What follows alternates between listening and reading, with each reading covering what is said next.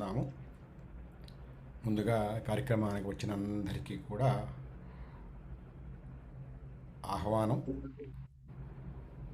ఓం గణానాం త్వా గణపతిగుం హవామహే కవిం కవీనాముపవస్త్రవస్తమం జ్యేష్ఠరాజం బ్రహ్మణాం బ్రహ్మణస్పత శృణ్వన్నోతిభిः सीदसादनम् ఓం ప్రణో దేవీ సరస్వతీ వాజేభిర్వాజినీవతి ధీనామవిత్ర్యవతు గణేశాయ నమః సరస్వత్యై నమః శ్రీగురుభ్యో నమః హరి ఓం. ఆనందో బ్రహ్మేతి వ్యజానాత్ ఆనందాద్యేవ ఖల్విమాని భూతాని జాయంతే ఆనందేన జాతాని జీవంతి ఆనందం ప్రయంసవి సంవిశంतीति సైషా వార్గవీ వారుణీ విద్యా పరమే వ్యోమన్ ప్రతిష్ఠితా య ఏవం వేద ప్రతిష్ఠతి అన్నవానన్నాదో భవతి మహాన్ భవతి ప్రజయా పశుభిర్బ్రహ్మవర్చసేన మహాన్ కీర్త్యా. ఓం శాంతి శాంతి శాంతి. సవహాయ నమః. ముందుగా ఈరోజు కార్యక్రమం మొదలుపెట్టే ముందు ఒక్క రెండు మాటలు నేను చెప్పాలనుకుని చెప్పిన తర్వాత అప్పుడు వేదికని చిరంజీవి హరిపవన్ శర్మకి అందిద్దాము. ప్రవచనం చెప్పడం అనేది చాలా సాహసోపేతమైనటువంటి అది నిర్ణయంగా చెప్పుకోవచ్చు, లేదంటే అది సాహసోపేతమైన ప్రక్రియ కూడా చెప్పుకోవచ్చు. ఎందుకంటే ప్రవచనం చెప్పడానికి చాలా నియమాలు ఉన్నాయి. అది ఏమిటంటే పూర్తిగా అన్ని రకాల శాస్త్రాల పట్ల అవగాహన రావాలి. ముందు ఏమిటంటే వేదం చెప్పిందే మనకి ధర్మం, ఆ ధర్మం గురించి తెలుసుకోవాలి. ఆ ధర్మానుగుణంగా మనకి వచ్చినటువంటి పురాణ ఇతిహాసాల గురించి తెలుసుకోవాలి. అదే రకంగా సామాజికంగా ఏది ఉపయోగపడుతుందో దాన్ని అనుభవించి చెప్పాలి.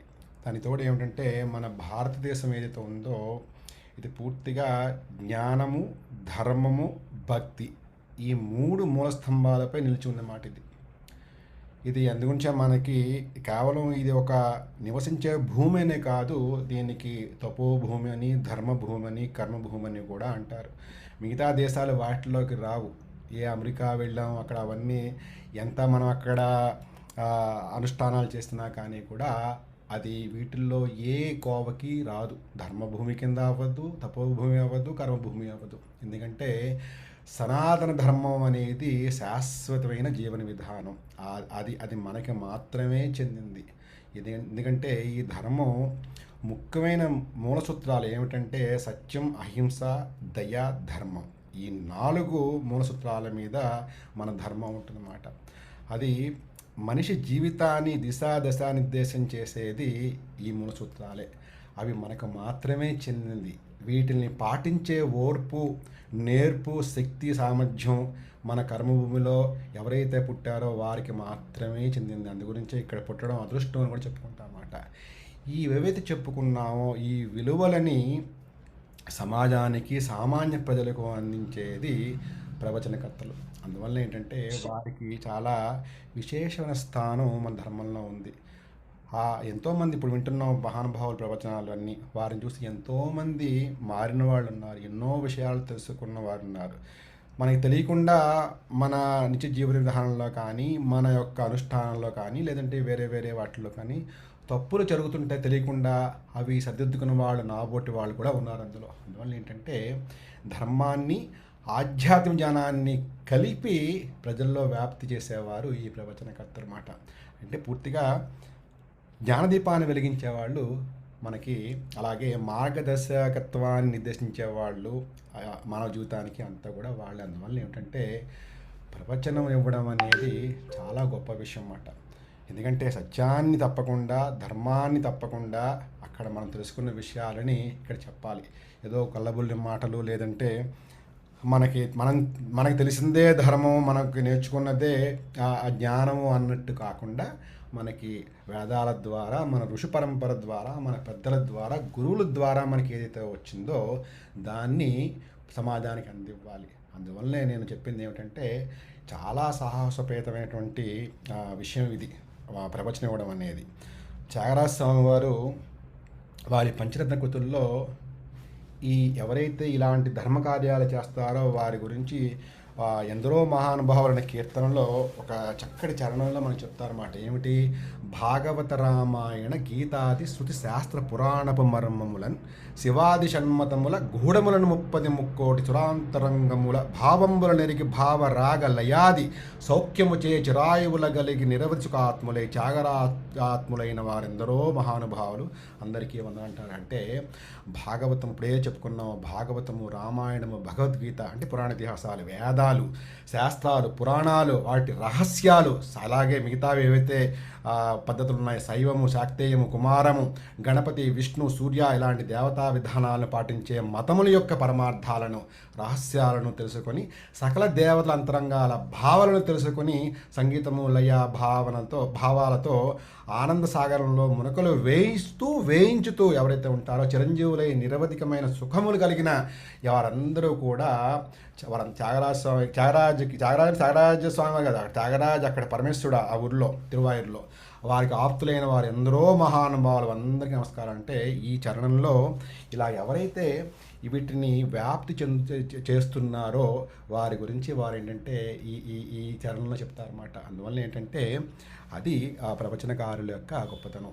తర్వాత అంటే నాకు ఎందుకు ఇంత ఆనందకర విషయం ఏంటంటే 7-8 ఏళ్ల క్రితం వేదం నేర్చుకోవాలని చెప్పి చక్కగా వచ్చి వేదాధ్యయనం చేస్తూ అప్పటి నుంచి ఇప్పటిదాకా మనకి సహకరిస్తూ కొత్త బ్యాచ్ల వాళ్ళకు కూడా తన వేదం నేర్పుతూ నాకు సహాయంగా అలాగే అప్పటి నుంచి కూడా ఈ మంచిని ఈ ధర్మాచరణ చేస్తూ మంచిని ముందుకు తీసుకువెళ్ళాలని ఎంతో అధ్యయనం చేస్తూ చక్కగా ఇప్పటికి ఏంటంటే ముందుకు రావడం అనేది చాలా పెద్ద విషయం. ఎందుకంటే మన పెరటి వృక్షం మొక్కగా మొలిచినది అలా వృక్షం అయి 10 మందికి నీడనివ్వబోతుంది, సేద తీర్చబోతుంది అంటే అంతకన్నా ఇంకా ఆనందం ఏముంటుంది? ఆ ఆనందం నాది. అలాగే ఈరోజు చిరంజీవి ఎంచుకున్న అంశం ఏమిటంటే సాధనా పంచకం. అది మానవ జన్మ పరమార్థం ఏమిటో తెలుసుకుని మనతో పాటు తెచ్చుకున్న మన పాపాలన్నింటి ప్రక్షాళన చేసుకుని పరబ్రహ్మతత్వాన్ని గ్రహించి ఆ పరబ్రహ్మాన్ని అనుభూతి చెంది ఆ సత్యనారాయణ స్థితిలో ఉండడం మన పరమావధి అది. అలాగే మన జీవనానికి దశ నిర్దేశం చేసుకోవడం ఇవన్నీ కూడా అంత సులభంగా అయ్యేది కాదు. అది ఇవన్నీ ఏదైతే ఉందో ఇవన్నీ అలవాటు చేసుకోవాలన్న కష్టమే. ఆ జీవన విధానం వీటికి సంబంధించి ఆ అనుభూతిని పొందడం కూడా అంత చిన్న విషయం కాదు. దీనికి ఏంటంటే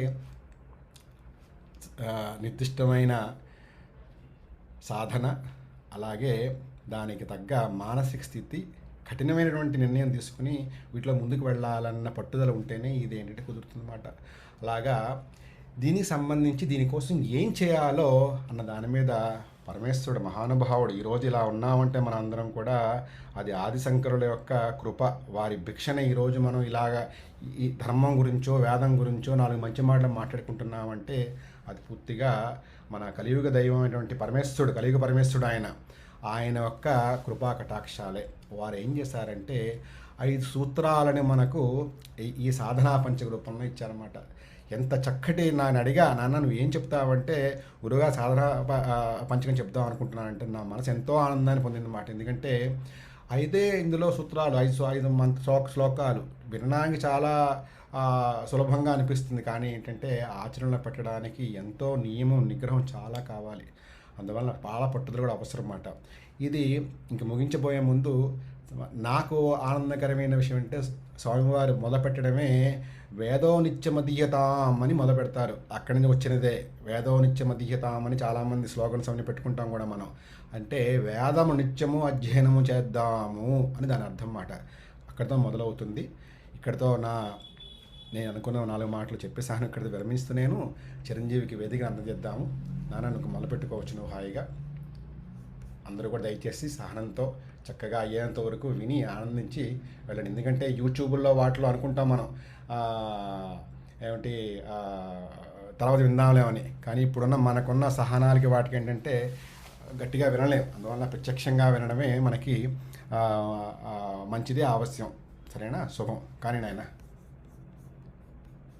శుక్లాంబరధరం విష్ణుం శశివర్ణం చతుర్భుజం ప్రసన్నవదనం ధ్యాయేత్ సర్వవిఘ్నోపశాంతయే. సదాశివసమారంభాం వ్యాసశంకరమధ్యమాం अस्मदाचार्यपर्यन्तां वन्दे गुरुपरम्पराम्। वसुदेवसुतं देवं कंसचाणूरमर्दनं देवकी परमानन्दं कृष्णं वन्दे जगद्गुरुं। नारायणं नमस्कृत्य नरं चैव नरोत्तमं देवीं सरस्वतीं व्यासं ततो जयमुदीरयेत्। शरज्योत्स्ना शुद्धां शशियुतजटाजूटमकुटां वरत्रासत्राणस्फटिककुटिका पुस्तककरां सकृन्नत्वा नत्वा कथमिव सतां सन्निदधते मधुक्षीरद्राक्ष मधुरिमधुरीणाः फणितयः। अपारकरुणा सिन्धुं ज्ञानदं शान्तरूपिणं श्रीचन्द्रशेखरगुरुं प्रणमामि मुदान्वहम्। శ్రీగురుభ్యో నమః. హరి ఓం. శ్రీ మహాగణాధిపతయే నమః. ముందుగా అందరికీ నమస్కారము. నాకు ఈ అవకాశం ఇచ్చిన ముందుగా గురువు గారికి, గురుపత్ని అమ్మగారికి శిరస్సు తాటించి మనస్ఫూర్తిగా నమస్కారం పెడుతూ మనం ప్రారంభం చేసుకుందాము. గురువుగారు చెప్పినట్టు శంకరాచార్యులు మనకి ఇప్పుడే మన శ్లోకంలో కూడా చెప్పుకున్నాం, సదాశివ సమారంభాం వ్యాస శంకర మధ్యమాం అని. అంటే శంకరులు లేకపోతే అసలు ఎలా ఉంటుంది సనాతన ధర్మము అని ఊహించుకోవడానికి కూడా చాలా కష్టంగా ఉంటుంది. మనకి శంకరాచార్యులు ఎంతో వాంగ్మయాన్ని ప్రసాదించారు. మనకి ఆరాధించే శారదని ప్రసాదిస్తే శృంగేరిలో అధ్యయన శారదని కూడా ఇచ్చారు. అధ్యయనం చేయడానికి ఎంతో వాంగ్మయాన్ని ఇచ్చారు. మనకి శంకర వాంగ్మయాన్ని మనం విస్తారంగా చూసుకుంటే మనకి ఎన్నో ప్రకరణ గ్రంథాలు, ఎన్నో భాష్య గ్రంథాలు, ఎన్నో స్తోత్ర వాంగ్మయం అలా ఎన్నో ప్రసాదించారు. దీని పెద్దలు మనకి అర్థమయ్యే రీతిలో చెప్పడానికి ఏం చేస్తూ ఉంటారు అంటే, ఈ భాష్య గ్రంథాలు అంటే పండిత స్థాయి వాళ్ళు అర్థం చేసుకునే విధంగా ఉండడానికి మనకి బ్రహ్మసూత్రాలు, అలాగే ఉపనిషత్తులు, అలాగే భగవద్గీత, ఈ మూడిటిని ప్రస్థాన త్రయం. త్రయం అంటే మూడు, ప్రస్థానము అంటే మనం వెళ్ళవలసిన చోటు, మోక్షం. ప్రతి జీవి వాడికి అంతే తెలిసినా తెలియకపోయినా అందరూ పొందవలసింది మోక్షమే. మోక్షం కాకుండా లౌకికంగా ఎంతో మందికి ఎన్నో గమ్యాలు ఉండొచ్చు. లౌకికంగా నేను ఇది పొందాలి, ఇది అవ్వాలి అని అనుకోవచ్చు. కానీ ప్రతి జీవి పుట్టుకతో మనకి నిర్దేశించబడిన లక్ష్యం ఏంటి అంటే మోక్షమే. గమ్యం అదే. లక్ష్యము, గమ్యము, మోక్షం పొందడమే. అది పొందడానికి మనకి ఉపకరించేది శాస్త్రం. ఆ శాస్త్రము, గురువాక్కు. ఈ రెండిటిని ఆసరాగా తీసుకుని మనం మోక్షం వైపుకి అడుగులు వేయాలి. అలా మనకి శంకర భగవత్పాదులు మనకి అందించిన ఉపనిషత్తులు, భగవద్గీత, అలాగే బ్రహ్మసూత్రాలు, వీటిని ప్రస్థానత్రయం అంటారు. ఇందులో చెప్పాలి అంటే కాస్త సంస్కృతం మనకి తెలిస్తే అర్థం చేసుకోగలిగితే వీటిని కూడా అర్థం చేసుకోవచ్చు. కానీ ఎక్కువగా పండిత లోకానికి ఇది పరిమితం అయింది. తర్వాత శంకర భగవత్పాదులే ఈ వేదాంతంలో ఒక్కొక్క అంశాన్ని తీసుకుని దాన్ని విస్తారంగా వివరించారు. దాన్నే ప్రకరణ గ్రంథాలు అంటారు. ప్రకరణము అంటే ఒక టాపిక్, ఒక ఒక ఒక అంశాన్ని తీసుకుని దాన్ని విస్తారంగా వివరించారు. అవి ప్రకరణ గ్రంథాలు. మనకి ఆత్మబోధ, తత్వబోధ, ఇప్పుడు సాధనా పంచకం, ఉపదేశ సాహస్రి, అలా ఎన్నో గ్రంథాలు, వివేక చూడమని, అలా ఎన్నో గ్రంథాలని ఆయన అనుగ్రహించారు. దాని తర్వాత మనకి స్తోత్ర వాంగ్మయాన్ని కూడా చాలా ఇచ్చారు, అపారంగా ఇచ్చారు స్తోత్ర వాంగ్మయాన్ని. మనం చెప్పుకున్న గణేష పంచరత్న స్తోత్రం, శివానంద లహరి, సౌందర్య లహరి, భుజంగ స్తోత్రాలు, ఇలా ఎంతో వాంగ్మయాన్ని ఇచ్చారు. ఈ శంకరులు పెట్టిన ఈ భిక్షయే మనకి ఈ వాంగ్మయం అంతా. అంటే వ్యాస హృదయాన్ని అర్థం చేసుకోవడానికి మళ్ళీ శంకరులే అవతరించారు. అందుకే మనకి వాంగ్మయాన్ని అంతా ఇచ్చింది వ్యాస భగవానుడు. వేదాలను వ్యాసం చేసి వ్యాసో నారాయణో హరిహి, అటువంటి వ్యాస భగవానుడి యొక్క హృదయం ఎవరు చెప్పాలి మళ్ళీ? అందుకే మనకి విష్ణుస్య హృదయం శివ, శివస్య హృదయం విష్ణు అన్నారు. అంటే విష్ణుమూర్తి అంశలో వచ్చిన వ్యాస భగవానుడి యొక్క హృదయాన్ని ఆవిష్కరించాలి అంటే మళ్ళీ శంకరుడే దిగి రావాలి. అలాంటి శంకర భగవత్పాదులే వచ్చి మనకి మళ్ళీ వ్యాస హృదయాన్ని ఆవిష్కరించారు తన వాంగ్మయంలో. అందుకే మనకి పెద్దలు విద్యారణ్య స్వామి వారు ఒక మాట చెప్తారు, అజ్ఞానాంతర్గహన పతితాన్ ఆత్మవిద్యోపదేశై త్రాతుం లోకాన్ భవదవ శిఖా తాప పాపచ్యమాన ముక్త్వా మౌనం వట విటపినో మూలతో నిష్పతంతి శంభోర్మూర్తిశ్చరతి భువనే శంకరాచార్య రూప. అంటే ముక్త్వా మౌనం వట విటపినో మూలతో నిష్పతంతి. వటవృక్షం కింద దక్షిణామూర్తి రూపముగా అనుగ్రహించడానికి ఆయన శిష్యపరంగా అక్కడ ఉన్నవాళ్ళు సనక సనందనాది మహర్షులు. అలాంటి వాళ్ళకి ఒక చిన్ముద్ర పట్టుకుని మౌనంగా వ్యాఖ్యానం చేస్తే వాళ్ళకి అర్థం చేసుకున్నారు. ఎందుకంటే వాళ్ళు బ్రహ్మర్షులు, నిరంతరం బ్రహ్మచింతనలో ఉన్న వాళ్ళకి మౌన వ్యాఖ్య అర్థమైంది. కానీ మనలాంటి వాళ్ళకి అర్థం కావాలి అంటే అలా వటవృక్షం కింద దక్షిణామూర్తి రూపంగా కూర్చుంటే మనకి అర్థం చేసుకునేంత సమర్థత లేదు. అందుకు కారుణ్యంతో గురువుకి ఉండవలసింది కారుణ్యం, విపరీతమైన కారుణ్యం. ఆ వాత్సల్యంతో గురువు గారు ఏం చేశారు, ఆ దక్షిణామూర్తి రూపంగా ఉన్న శంకరుడే కాలడి శంకరుడుగా అవతరించారు. శంభోర్మూర్తి చరతి భువనే శంకరాచార్య రూప.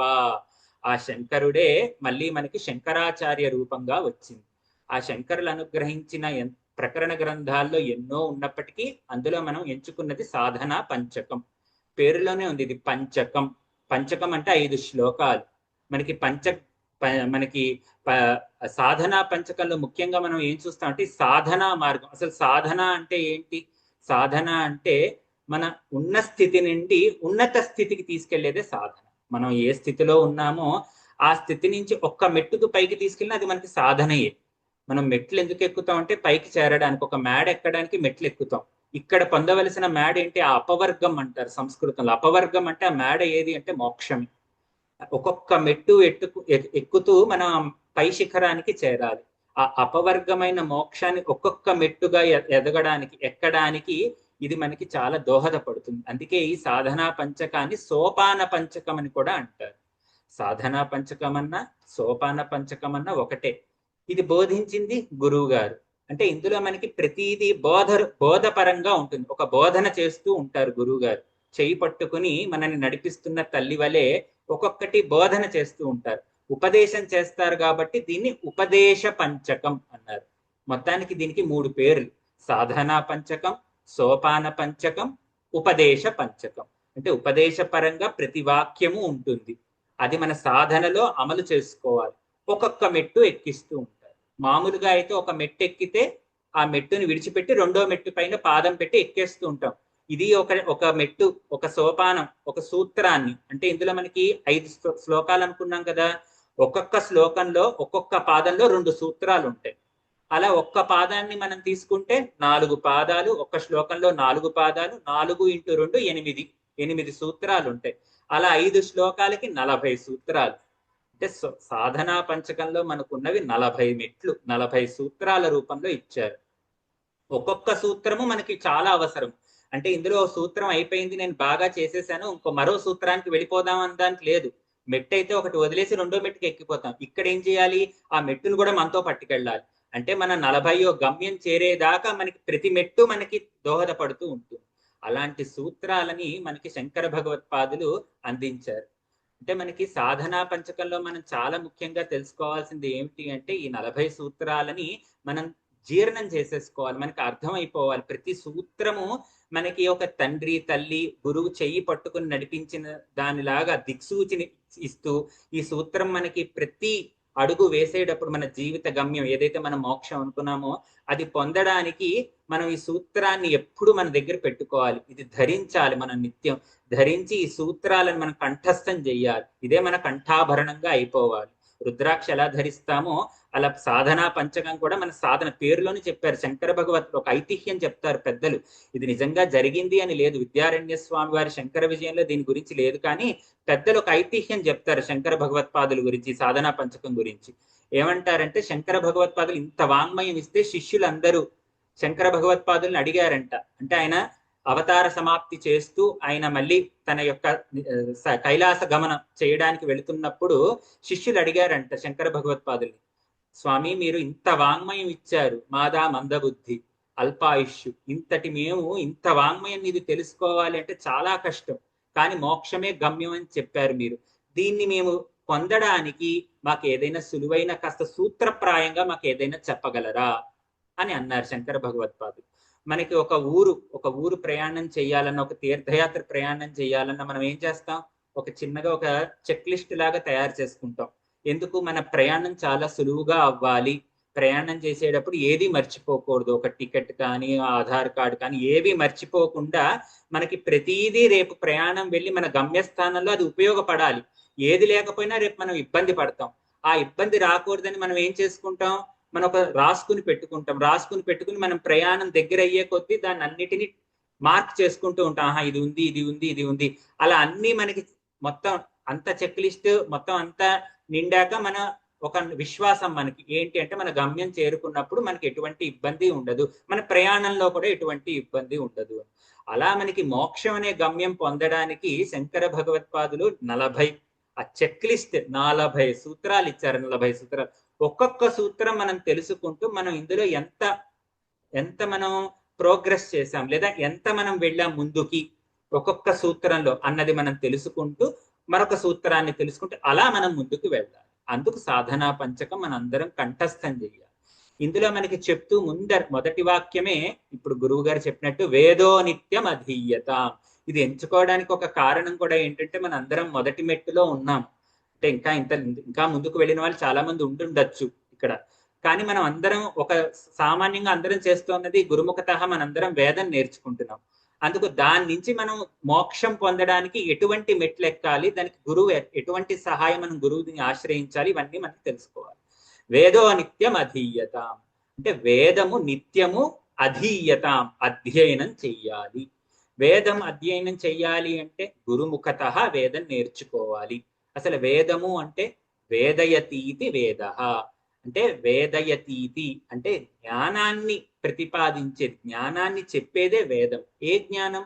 ప్రతిదీ జ్ఞానమే. ఏది తెలియంది ఏది తెలిసినా అది మనకి జ్ఞానమే. కానీ పరమాత్మ గురించి చెప్పే జ్ఞానమే అసలైన జ్ఞానం. ఏది తెలిస్తే ఇంకా తెలుసుకోవలసింది ఏదీ లేదో అది చెప్పేదే వేదం. అంటే పరబ్రహ్మము యొక్క జ్ఞానమే వేదము. ఆ వేద జ్ఞానాన్ని మనకి ఎలా తెలుస్తుంది అంటే గురుముఖతః మనం ఆ వేద మంత్రాలని వల్లి వేస్తూ ఉండాలి. మరి శంకర భగవత్పాదులు జగద్గురువే, ఉత్తి వేదం చదివే వారికే ఈ వాక్యం పనికొస్తుందా అంటే కాదు. ఆయన చెప్పిన ప్రతి వాక్యము అన్ని వర్ణాల వారికి, అన్ని ఆశ్రమాల వారికి, అన్ని వయసు వాళ్ళకి పనికొస్తుంది. అందుకే జగద్గురువులు ఒక మాట అనుగ్రహ భాషణం చేస్తే అది అందరినీ ఉద్ధరిస్తుంది. ఒక వర్గాన్ని ఉద్ధరించే వాక్యాలు జగద్గురువులు ఎప్పుడూ చెప్పరు. అలా వేదో నిత్యం అధీయతాం అంటే ఆ సంస్కారం ఉన్న వాళ్ళు వేదం చదువుతారు గురుముఖతః. మరి అందరూ చేయవలసింది ఏంటి అంటే వేదము చదవాలి అంటే అర్థం ఏంటి అంటే వేద హృదయాన్ని తెలుసుకోవాలి. వేదంలో చెప్పబడిన జ్ఞానాన్ని అందరూ పొందాలి. వేదంలో చెప్పబడిన జ్ఞానం ఎక్కడ ఉంటుంది అంటే మనకి అందుకే పురాణాలు, ఇతిహాసాలు ఇవన్నీ వచ్చాయి. మనం రామాయణం తీసుకుంటే వేద వేద్యే పరే పుంసి జాతే దశరథాత్మజే వేద ప్రాచేత సాదాసీత్ సాక్షాత్ రామాయణాత్మన అంటారు. అంటే ఆ వేద ప్రాచేత సాదాసీత్ సాక్షాత్ రామాయణాత్మన అంటే వేదం ప్రతిపాదించినదే రామాయణ రూపంగా వచ్చారు. అది మనకి వాల్మీకి మహర్షి ఇచ్చారు. ఆ వేదం ఏ పరబ్రహ్మాన్ని అయితే ప్రతిపాదించిందో ఆ పరబ్రహ్మమే రాముడిగా వచ్చారు. దశరథ మహారాజు యొక్క కుమారుడిగా, పుత్రుడిగా వచ్చాడు రామచంద్రమూర్తిగా. ఆ వేదమే రామాయణంగా వచ్చింది. ఇప్పుడు రామాయణం ఎవరు చదవచ్చు? అందరూ చదవచ్చు. రామాయణం చదవడానికి నియమం ఏముంది? శౌచంగా ఉంటే అందరూ చదువుకోవచ్చు రామాయణం. అలాగే మనకి పంచమ వేదమైన భారతం వచ్చింది. పంచమ వేదం అంటే 5వ వేదంగా చెప్పారు భారతాన్ని. పంచమ వేదం ఇత్యాహు పురాణం బ్రహ్మ సంహితం అంటారు. అంటే ఆ పంచమ వేదమే భారతము. మనకి వేదంలో కర్మకాండ అలాగే మనకి జ్ఞానకాండ అని 2 ఉంటాయి. ఆ జ్ఞానకాండ చెప్పేదంతా వేదాంతం, దాన్నే మనం ఉపనిషత్తులు అంటాం. అలాగే మనకి భారతంలో కూడా ఉపనిషత్ స్వరూపమైన భగవద్గీతను పెట్టారు. అందుకే అది పంచమ వేదమైంది భగవద్గీత. అందుకే మనం శ్లోకాలు చదువుతూ చివరికి ప్రతి అధ్యాయంలోనూ చెప్తూ ఉంటాం, ఓం శ్రీమద్ భగవద్గీతాసు ఉపనిషత్సు బ్రహ్మ విద్యాయాం అంట. ఉపనిషత్సు అంటే ఉపనిషత్తుల యొక్క సారమే భగవద్గీతగా వచ్చింది. ఆ భగవద్గీత ఎందులో ఉన్నది? భారతంలో ఉంది. అందుకే భారతం పంచమ వేదం అయింది. అంటే రామాయణం, భారతం ఇవన్నీ వేద హృదయాన్ని ఆవిష్కరిస్తున్నాయి. భాగవతం నిగమ కల్పతరోర్ గలితం ఫలం శుకముఖాదమృత ద్రవ సంయుతం పిబత భాగవతం రసమాలయం ముహురహో రసికా భువి భావుకాహ అంటారు వ్యాసుడు. అంటే భాగవతం ఎలాంటిదంట? నిగమ కల్పతరోర్ గలితం ఫలం. నిగమము అంటే వేదమే. ఆ వేదం అనే కల్పవృక్షానికి కాసిన ఫలమే భాగవతం. మనం ఒక వృక్షాన్ని పెంచి దాని యొక్క చిట్ట చివరి ప్రయోజనం ఫలమే. ఆ ఫలమే భాగవతం. అంటే వేదం అనే వృక్షానికి కాసిన ఫలము భాగవతం. అంటే ఇప్పుడు రామాయణ భారత భాగవతాలు నిత్యం అధ్యయనం చేయడం వేద హృదయం వేద జ్ఞానాన్ని పొందడమే. అంటే వేదో నిత్యం అధీయతాం అంటే ఇవన్నీ చదవమని. పురాణం వేదార్థ వివరణం పురాణం. అసలు పురాణం అంటే ఏంటంటే వేదార్థాన్ని మనకి అర్థమయ్యే భాషలో చెప్పడమే పురాణం వచ్చింది. ఒక కథ రూపంలో ఆ వేద మంత్రము యొక్క మొత్తం దాన్ని కథ రూపంలో చెప్పి మనకు అందించారు ఋషులు. అందుకు వేదార్థ వివరణం పురాణం. మనం ఉపనయనం జరిగినప్పుడు మనం చూస్తే తండ్రి పిల్లవాడికి ఉపనయనం చేసి గాయత్రి మంత్రాన్ని ఉపదేశిస్తాడు. ఉపదేశించిన వెంటనే భిక్షాటనకి వెళ్ళినప్పుడు ప్రవర చెప్తాడు. ప్రవర చెప్తూ చిట్ట చివరికి ఏమంటాడు, తన యొక్క గోత్రాన్ని ఋషులని స్మరించి, ఏదో ఇప్పుడు కృష్ణ యజుశాఖాధ్యాయి అనుకోండి, కృష్ణ యజుశాఖాధ్యాయి అని తన పేరు చెప్పి అహంభో అభివాదయే అంటారు. కానీ గమనించండి, అప్పటి వరకు వేదం ఏం చదవలేదు ఆ పిల్లవాడు, కానీ కృష్ణ యజుశాఖ అధ్యాయి అని చెప్పేస్తున్నాడు. నేను కృష్ణ యజుశాఖ అధ్యయనం చేస్తున్న వాడిని అంటున్నాడు. అసలు ఎక్కడ అధ్యయనం చేశాడు? ఇంకా ఇప్పుడేగా ఉపనయనం అయింది. కానీ ప్రవర్ చెప్పేటప్పుడేమో అధ్యాయి అని చెప్పేస్తున్నాడు, వాడేస్తున్నాడు. ఎలా దీన్ని సమర్థిస్తాం అంటే, గాయత్రి ఉపదేశం పొందాడు. గాయత్రి అంటే ఏషావై గాయత్రి సర్వవేదాహ అంటే గాయత్రి ఉపదేశం పొందాడు అంటే సమస్త వేదముల సారము పొందినట్టే. ఆ పొందాడు కాబట్టే కృష్ణ యజుశాఖ అధ్యాయి అని చెప్పి అర్హత పొందాడు. అంటే గాయత్రి, అందుకే మన గాయత్రి ఈం ఛందసా మాతేదం బ్రహ్మ జుషస్వమే అంటాం. అంటే గాయత్రి స్వరూపమే వేదమాత, అంటే గాయత్రియే. ఆ గాయత్ర్యాం తు పరం జ్ఞానం వేదస్య హృదయం స్మృతం అన్నారు. అంటే గాయత్రి ఒక్కటి మనం నిత్యం అనుష్ఠానం చేస్తే సమస్త వేద సారం. అంటే మనకి ఇప్పుడు ఏం చెప్తున్నారు శంకర భగవత్పాదులు? నిత్యం గాయత్రిని అనుష్ఠించాలి. రామాయణ భారత భాగవత పురాణ ఇవన్నీ మనం చదవాలి. ఇవన్నీ చదివితే వేదో నిత్యం అధీయతాం అంటే వేదము నిత్యము చదువుతున్న వారమే. తర్వాత ఏం చెప్తున్నారు? తదుదితం కర్మస్వనుష్ఠీయతాం. తద్ ఉదితం వేదము చెప్పిన కర్మని స్వనుష్ఠీయతాం అంటే అనుష్ఠించాలి. అనుష్ఠించాలి అంటే సరిపోయింది. స్వ అనుష్ఠీయతాం నేర్పుగా బాగా తెలుసుకుని అనుష్ఠించాలి. ఏది అనుష్ఠించాలి? తద్ ఉదితం వేదం చెప్పిన కర్మని అనుష్ఠించాలి. అంటే మనకి వేదమే ప్రమాణం. వేదం ఏ కర్మ చెప్తే అది మనం ఆచరించాలి, మనకి తోచినది కాదు. అందుకే కర్మలు కూడా లౌకిక కర్మలు, వైదిక కర్మలు. ఇప్పటి వారు చాలా మంది ఎలా అనుకుంటున్నారంటే కర్మ అంటే ఉద్యోగం చేస్తే అది కర్మ చేస్తున్నట్టే కదా అనుకుంటున్నారు. అది కేవలం లౌకిక కర్మయే. కానీ మనం వైదిక కర్మలు కూడా మనం చెయ్యాలి. మనకి వేదమే చెప్తుంది నిత్య కర్మ, నైమిత్తిక కర్మ, ప్రాయశ్చిత్త కర్మ, కామ్య కర్మ, అలాగే నిషిద్ధ కర్మ. 5 రకాలుగా చెప్తోంది వేదం. ఈ కర్మలని మనం ఆచరించాలి. నిత్య కర్మ అంటే మనం ఎన్నోసార్లు తెలుసుకున్నాం. నిత్యము అనుష్ఠించవలసిన నిత్యాది స్నానము, సంధ్యావందనము, దేవతార్చన, అతిథి పూజ, అలాగే జపము, హోమము, ఇవన్నీ నిత్య కర్మలు. నిత్యము మనం చెయ్యాలి, దాన్ని మానేయకూడదు. ఏ కారణం చేత మనం కర్మభ్రష్టులం కాకూడదు. అసలు కర్మ ఎందుకు చెయ్యాలి? మనం పొందే గమ్యం మోక్షం. చాలా మంది ఎలా అనుకుంటున్నారంటే కర్మకాండ, మనం ఇందాక అనుకున్నాం వేదంలో కర్మకాండ, జ్ఞానకాండ. అందుకే కాండద్వయోపాధ్యాయ కర్మ బ్రహ్మ స్వరూపిణి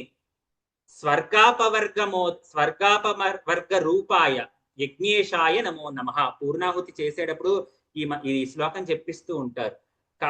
కాండద్వయోపాధ్యాయ 2 కాండలు ఉన్నాయంట. కాండద్వయోపాధ్యాయ ఏంటవి? కర్మ బ్రహ్మ స్వరూపిణి. కర్మకాండ, బ్రహ్మకాండ. బ్రహ్మ అంటే జ్ఞానము, జ్ఞానకాండ. ఏం చెప్తున్నాయి ఇది? కర్మ ఏం చెప్తోంది? కర్మకాండ స్వర్గ అపవర్గ రూపాయ. కర్మకాండని అనుసరిస్తే ఏమొస్తుంది? కర్మ ఎందుకు చేయాలి అంటే రెండింటి కోసం. శంకరులే చెప్తారు, చిత్తస్య శుద్ధయే కర్మ కృతఘ్నస్య నివృత్తయే.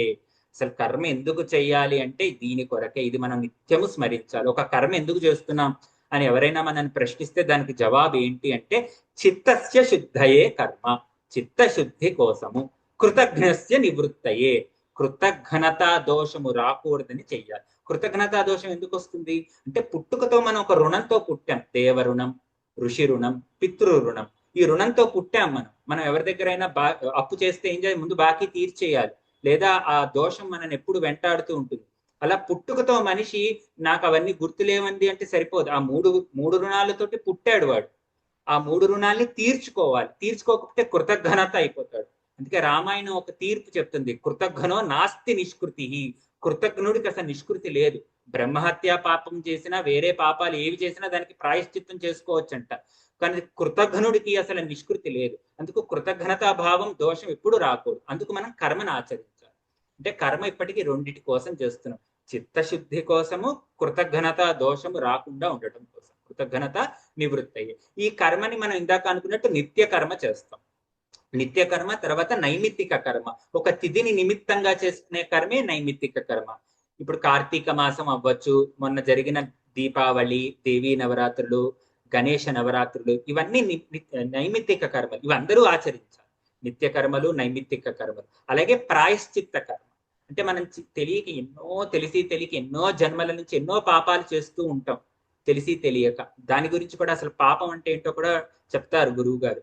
ఆ పాపాన్ని మనం ఎలా పోగొట్టుకోవాలి అంటే మనకి వేదం కొన్ని ప్రాయశ్చిత్త కర్మలు చెప్తుంది. అవి చేసుకోవడం వల్ల పాపాన్ని పోగొట్టుకోవాలి. అది ప్రాయశ్చిత్త కర్మ. కామ్యకర్మ. కామ్యకర్మ అంటే మనం ఒక సంకల్పంలో ఒక కోరిక పెట్టుకుంటాం, నాకు చక్కటి సంతానం కలగాలి అని ఒక కోరిక ఉంది. దానికి వేదం ఏం చెప్తోంది? ఒక పుత్రకామేష్టి చేసుకుంటే చక్కటి సంతానం కలుగు. ఆ వేదం చెప్పిన క్రతువుని నేను అనుసరించి దాని యొక్క నా యొక్క కామ్యాన్ని తీర్చుకుంటాను. అది కామ్యకర్మ. నిషిద్ధ కర్మ, కొన్ని చెయ్యకూడదని చెప్తుంది వేదం, అది చెయ్యకూడదు. ఏది చెయ్యకూడదో కూడా మనం తెలుసుకోవాలి. శ్రద్ధయా దేయం, అశ్రద్ధయా దేయం. అంటే శ్రద్ధగా ఇవ్వు అంటే సరిపోయింది కదా, అశ్రద్ధగా ఇవ్వకు అని కూడా చెప్తోంది. అంటే ఏది చెయ్యొద్దో కూడా మనకు చెప్తోంది. ఇది చెయ్యి, ఇది చెయ్యొద్దు అని కూడా మనకి చెప్తుంది. సంధ్యాహీన అశుచి స్వకర్మసు నిత్య కర్మసు అంటోంది. అంటే సంధ్యావందనం చేయకపోతే వాడు అశుచి, మైలతో సమానం. వాడు నిత్య కర్మసు ఏ కర్మ చేయడానికి వాడికి అధికారం లేదని వేదం చెప్తారు. అంటే ఏది చెయ్యాలి, ఏది చెయ్యకూడదు అని చెప్పేది మనకి నిషిద్ధ కర్మ. అంటే ఇప్పుడు మనకి కర్మ తదుదితం కర్మ స్వనుష్ఠీయతాం అంటే వేదము ఏ కర్మ చెయ్యాలి అనేది కూడా మనకి చెప్తాం. ఈ కర్మ చేయడం ద్వారా మనం ఏం పొందుతున్నాం? ఇందాక అన్నట్టు చిత్తశుద్ధి కర్మ వల్ల చిత్తశుద్ధి, కృతజ్ఞస్య నివృత్తయే. ఈ రెండు మనం తదుదితం కర్మ స్వనుష్ఠీయత. ఇందాక మనం అనుకున్నట్టు స్వనుష్ఠీయత అంటే చాలా బాగా తెలుసుకుని చెయ్యాలి. అందుకే మనకి గీతలో కూడా భగవానుడు చెప్తారు, జ్ఞాత్వా కుర్వీత కర్మాణి. కర్మని తెలుసుకుని చెయ్యాలి, ఎలా చెయ్యాలి, లేదా కర్మ లంపటంలో పడిపోతాం. కర్మ ఎలాంటిదంటే చెయ్యకపోతే కర్మభ్రష్టుడు అవుతాడు, చేస్తే జన్మ పరంపరకి దారితీస్తుంది. ఎంత తిరకాసైనదంటే చెయ్యకపోతే కర్మభ్రష్టుడు, చేయకపోతే చేస్తే కర్మలంపటం. సంసారంలో పునరపి జననం, పునరపి మరణం, పునరపి జనని, జఠరే శయనం, అలా వెళుతూనే ఉంటుంది చక్రం. మరి అలాంటప్పుడు కర్మను ఎలా చెయ్యాలి? దానికోసమే కర్మయోగం అని భగవద్గీతలో మనకు వచ్చింది. అంటే కర్మని ఎలా తెలుసుకుని చెయ్యాలో తెలుసుకోవాలి. అందుకే కర్మని తెలుసుకుని చేస్తే అది మోక్షం వైపుకి తీసుకెళ్తుంది. మోక్షాన్ని నేరుగా కర్మ ఇవ్వదు, కానీ మోక్షం వైపుకి దారి చూపిస్తుంది. చిత్తశుద్ధిని ప్రసాదించి ఆ చిత్తశుద్ధి రావడం వల్ల జ్ఞానం గురుముఖతః మనకు ఆ జ్ఞానం లభిస్తే ఆ జ్ఞానం నిలుస్తుంది. కర్మ ఎలాంటిదంటే నాకు జ్ఞానం ఒక్కటి ఉంటే చాలు కదా, ఇంకా కర్మ ఎందుకు అంటే మనకి పాలవాడు వచ్చాడు, పాలు పోసుకోమని మనకి వచ్చాడు అనుకోండి ఇంటికి. మనం వెంటనే ఏం చేస్తాం? సింక్ లో ఉన్న పాచిపట్టిన ఒక గిన్నె తీసుకెళ్లి వాడి దగ్గరికి వెళ్ళి పాలు పోసేయమన్నాం అనుకోండి. వాడు వెంటనే ఏమంటాడు? ఆ గిన్నె శుభ్రంగా లేదయ్యా, నేను పాలు పోస్తే ఉండదు, అవన్నీ నీకెందుకు, నువ్వు పాలు పోయడం వరకే అని మనం వాడితోటి వాదించాం. వాడు పాలు పోసేశాడు, ఆ పాలు ఉంటాయా? వెంటనే విరిగిపోతాయి. అంటే పాత్ర శుద్ధి లేకపోతే జ్ఞానం ఇచ్చినా జ్ఞానం నిలబడదు. అందుకు ఆ పాత్ర శుద్ధి అవ్వడానికి కర్మ చెయ్యాలి. కర్మ ఎందుకు చెయ్యాలి అంటే కర్మ నుండి బయటకు పడడానికి కర్మే చెయ్యాలి. కర్మ నుండి బయటపడడానికి కర్మ చెయ్యాలి. అదెలా? ఒక రోగం వచ్చింది, వైద్యుడి దగ్గరికి వెళ్ళాడు, వైద్యుడు మందు రాశాడు, మందు వేసుకున్నాం. ఈ మందు ఎందుకు వేసుకుంటున్నాను? రోగం తగ్గడం కోసం. రోగం తగ్గితే మందు మానేస్తాను. అంటే మందు మానేయడం కోసం మందు వేసుకోవాలి. మందులు మానేయడం కోసమే మందులు ఎలా వేసుకోవాలో కర్మ నుంచి బయటపడడానికి కర్మలు అలా చెయ్యాలన్నమాట. అది తదుదితం కర్మస్వనుష్ఠీయత తేనేశస్య విధీయతాం అపచితి. అపచితి అంటే పూజ. తేనేశస్య విధీయతాం. తేనేశస్య అంటే మనకి ఇప్పటి వరకు చెప్పిన వేద విదితమైన కర్మలని భగవత్ ప్రీతి కొరకు చెయ్యాలి. అందుకే శంకర భగవత్పాదులు మనకి సంకల్పం చెప్తూ, ఇప్పటి సంకల్పాల్లో చాలా చదివేస్తున్నాం, ఇవన్నీ దానికోసమే అరగంట చెప్తున్నాం. సంకల్పమే చాలా పెద్దది. మన పూజ మొత్తం చిన్నగా ఉంటుంది. సంకల్పం చదివేటప్పుడు అందరికీ ఉత్సాహం వస్తుంది. ఇది ఏం చెప్తున్నారు, ఏం చెప్తున్నారు, ఏం వస్తుంది, ఏం వస్తుంది. కానీ శంకర భగవత్పాదులు సంకల్పంలో రెండే చెప్పారు. ఆయన చెప్పింది మమ ఉపాత్త దురితక్షయ కారక శ్రీ పరమేశ్వర ప్రీత్యర్థం. రెండిటి కోసమే ఆయన చెప్పింది. ఏంటవి? దురితక్షయ కారక, పాపము పోగొట్టుకోవడానికి, శ్రీ పరమేశ్వర ప్రీత్యర్థం, భగవత్ ప్రీతి కొరకు. భగవత్ ప్రీతి కొరకు మనకు అంటుకున్న పాపాన్ని పోగొట్టుకోవడం కోసం. ఏం పాపం? అదే మనం తెలుసుకుంటాం. అజ్ఞానం అనేది పోవడం కోసం, పరమేశ్వరుని యొక్క అనుగ్రహం కోసం. ఈ రెండు లభిస్తే మన కర్మ మనకి జ్ఞాన మార్గం వైపుకి తీసుకెళ్తుంది. అంటే కర్మ ఎలాంటిదంటే జ్ఞానానికి మధ్యలో, అంటే జ్ఞానం పొందాలి, జ్ఞానం వెళ్ళాలి అంటే కర్మ ద్వారా జ్ఞానాన్ని పొందాలి. మన ఇంట్లో పూజ గది జ్ఞానం అనుకుంటే హాల్ కర్మ లాంటిది. ఇంట్లోకి ఎవరైనా వచ్చి పూజ గదిలోకి వెళ్ళాలి అంటే నేరుగా పూజ గదిలోకి ఎలా వెళ్ళిపోతాడు? దూకలేడు కదా, హాల్ నుంచే వెళ్ళాలి. ఆ హాల్ అంతా కర్మ లాంటిదే.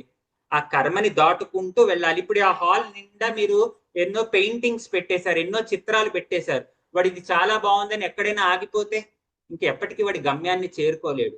అంటే ఆ కర్మ ఆచరిస్తున్నంతసేపు కర్మ యొక్క ఫలితం మీద ఆసక్తి ఉండకూడదు. అదే చెప్తున్నారు, కామ్యే మతిస్త్యజ్యతాం. మరుసటి సూత్రం, తర్వాత సూత్రంలో ఏం చెప్తున్నారు? కామ్యే మతిస్త్యజ్యతాం అంటే కామ్య కర్మలని విడిచిపెట్టు. కామ్య కర్మలని ఆచరించచ్చు, కానీ అది ధర్మబద్ధంగా ఉండి మన కోరికలు తీరుతున్నప్పుడు మెల్లిగా కోరికలను కూడా తగ్గించుకుంటూ మనం జ్ఞానం వైపుకి అడుగులు వేయాలి. ఇందాక మనం అనుకున్నట్టు ఒక ఇంట్లోకి వెళ్ళినప్పుడు, ఒక హాల్లోకి వెళ్ళినప్పుడు అన్ని చిత్రపటాలు ఉన్నాయి. ప్రతి చిత్రం వైపుకి నేను చూసి ఆగిపోతూ ఉంటే నేను ఎప్పటికీ గమ్యాన్ని చేరుకోలేను. నా లక్ష్యం ఎప్పుడు మోక్షమే, జ్ఞానమే, పూజ గదిలోకి వెళ్ళడానికే. ఇది నాకు ఒక ఆలంబనం కావాలి. కర్మ అనేది మనకి జ్ఞానం పొందడానికి ఆలంబన అయ్యేటట్టు చేసుకోవాలి కర్మని. అందుకే మనకి అజ్ఞాన కర్మ, జ్ఞాన కర్మ అని చెప్తారు. అజ్ఞాన కర్మ అంటే అహంకారంతో నేనే ఈ పని చేస్తున్నాను, ఇదిగో నేనే ఇది చేస్తున్నాను అని చెప్పుకోవడమే అజ్ఞానం. కర్తృత్వం మన మీద పెట్టుకుంటే అజ్ఞానం. అదే సమర్పణాభావంతో, భగవంతుడికి సమర్పించే భావంతో చేస్తే అది జ్ఞాన కర్మ. అంటే మనం చేసే కర్మని భగవత్ ప్రీతి కొరకు చేస్తే ఆ కర్మ భావం చేత జ్ఞానం అయిపోయింది. కర్మ చేయకుండా ఎవరు ఉండలేరు. ప్రతి క్షణం కర్మ చేయడమే. అందుకే నహి కశ్చిత్ క్షణమపి జాతు తిష్టత్య కర్మకృత్ అంటుంది భగవద్గీత. అంటే నహి కశ్చిత్ క్షణమపి, ఒక్క క్షణం కూడా ఉండలేమంట కర్మ చేయకుండా. సో కర్మ అనివార్యం, తప్పకుండా చేయవలసిందే. కానీ ఆ కర్మ వల్ల నేరుగా మోక్షం పొందలేము. అందుకే మనం సన్యాస సూక్తంలో కూడా చదువుతాం, నా కర్మణ నా ప్రజయ ధనేన త్యాగే నైకే అమృతత్వమానశు. అమృతత్వం పొందాలి అంటే కర్మ నేరుగా ఇవ్వదు. అందుకే నా కర్మణ, కర్మ ఇవ్వదంట. మరి ఏది ఇస్తుంది? త్యాగే నైకే, త్యాగం ఇస్తుందంట. కర్మని విడిచి కర్మణ, కర్మ ఇవ్వదంటున్నారు, త్యాగం ఇస్తుంది అంటున్నారు. త్యాగము అంటే కర్మని విడిచిపెట్టడమా? కాదు, కర్మ యొక్క ఫలితాన్ని విడిచిపెట్టడమే త్యాగం. త్యాగము అంటే కర్మ ఫలం మీద ఆసక్తి లేకపోవడం, అదే త్యాగం. అసక్తో, అందుకే ఎప్పుడు కర్మ ఫలం మీద ఆసక్తి ఉండకుండా కర్మని చేయడం నేర్చుకోవాలి, అభ్యాసం చేయాలి. ఇవన్నీ గురువు గారు శంకరులు మనకి ఏం చెప్తున్నారంటే ఒక్కొక్క మెట్టుగా వీటిని అభ్యాసం చేసుకుంటూ వెళ్ళాలి. అంటే కామ్యే మతి త్యజ్యత, ఆ కామ్య కర్మలని మనం మెల్లిగా తగ్గించుకుంటూ వెళ్ళాలి. మనం ఇప్పుడు సోపానం ఎక్కుతున్నాం, మెట్లు ఎక్కుతున్నాం కాబట్టి ఒక్కొక్క మెట్టుని ఎలా అధిగమించాలో మనకి చెప్తున్నారు. అందుకే మనం తెలుసుకున్నది ఏంటి? కామ్యకర్మల్ని తగ్గించుకోవాలి. పాప ఔఘ పరిధూయత, పాప ఓఘ పరిధూయత. ఓఘము అంటే సమూహము. పాపము అనే సమూహము నుండి మనం బయటపడాలి. పాపం నుంచి బయటపడాలి. తెలియకో తెలుసో చేసేసాం చాలా పాపం. పాపము అంటే వ్యాస భగవానుడు భారతంలో ఒక మాట చెప్తారు, పరోపకార పుణ్యాయ పాపాయ పరపీడనం. ఒకటే మాట. పాపము అంటే పరపీడయే పాపం. ఇతరులకి మన వల్ల ఇబ్బంది కలిగించాము అంటే అది పాపమే. అది మానసికంగా అవ్వచ్చు, వాచికంగా అవ్వచ్చు, శారీరకంగా ఎలా చేసినా అది పాపం. ఇంకొకరికి మన వల్ల ఇబ్బంది కలిగింది అంటే అది పాపం కిందకే లెక్క. ఒకరికి అంటే మనిషే కాదు, ఏ జీవికి మన వల్ల ఇబ్బంది కలగకూడదు. అలా మన ప్రవర్తన ఉండాలి. మనం ఇప్పుడే అనుకున్నాం, వాచకం, నోటితో, వాక్కు ద్వారా మనం ఎవరికైనా ఇబ్బంది కలిగించవచ్చు, మనసు ద్వారా కలిగించవచ్చు, అలాగే శరీరం ద్వారా. వీటిని ఎలా మనం అధిగమించాలి? అంటే సమస్య చెప్పి ఊరుకోరు శంకర భగవత్పాదులు, దానికి పరిష్కారం కూడా చెప్తూ ఉంటారు.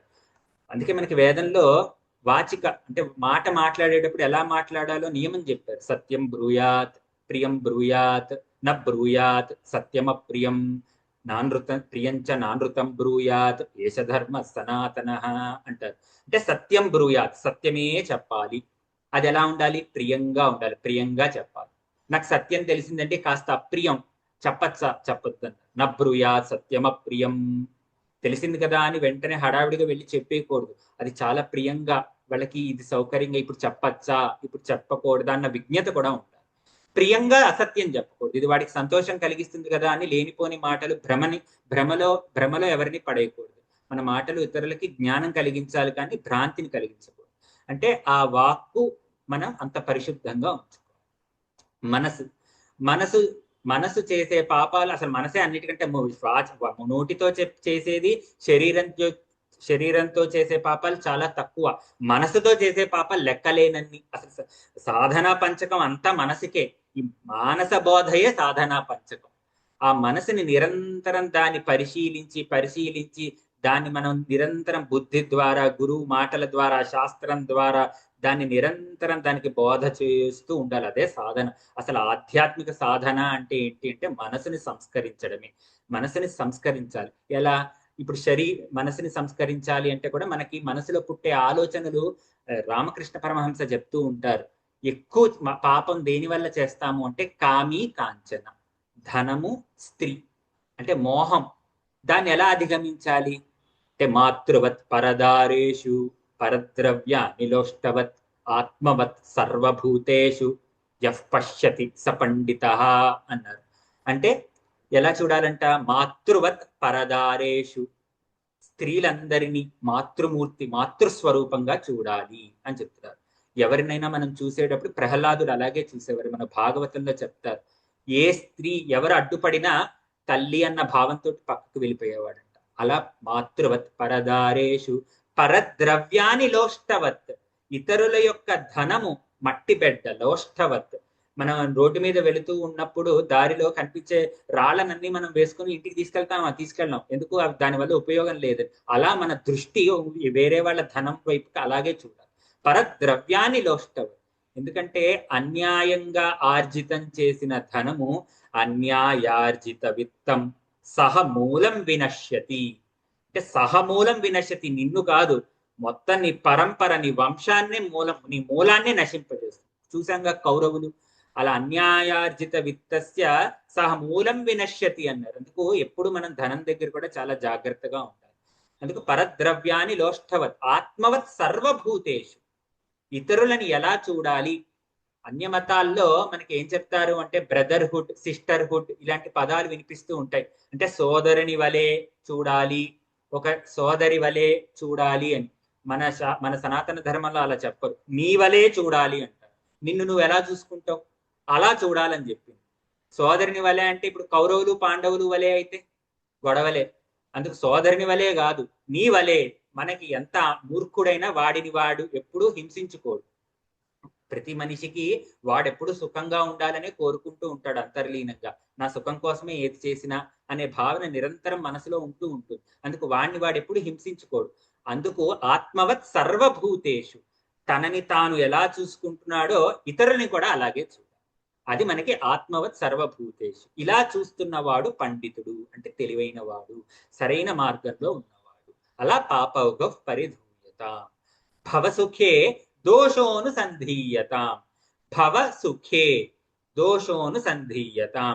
ఈ భవ సుఖాలు అంటే మనకి లోకంలో కలిగే సుఖాలు అన్నిటిలోనూ దోషోను సంధీయతాం, దోషాన్ని చూడు, దోష దర్శనము చెయ్యి అంటున్నారు. ఇది చాలా జాగ్రత్తగా మనం తెలుసుకోవాలి. దోషం ఎందులో చూడమంటున్నారు? వ్యక్తులలో కాదు. దోషాన్ని ఎందులో చూడమంటున్నారు?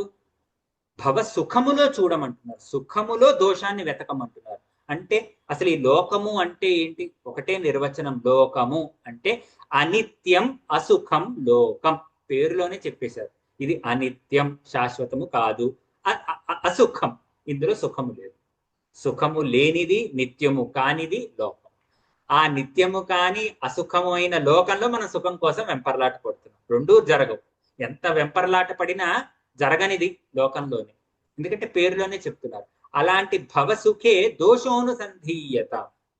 అందుకే మనకి ఏహి సంస్పర్శజా భోగా, ఏహి సంస్పర్శజా భోగా దుఃఖయోనయ ఏవతే అంటారు.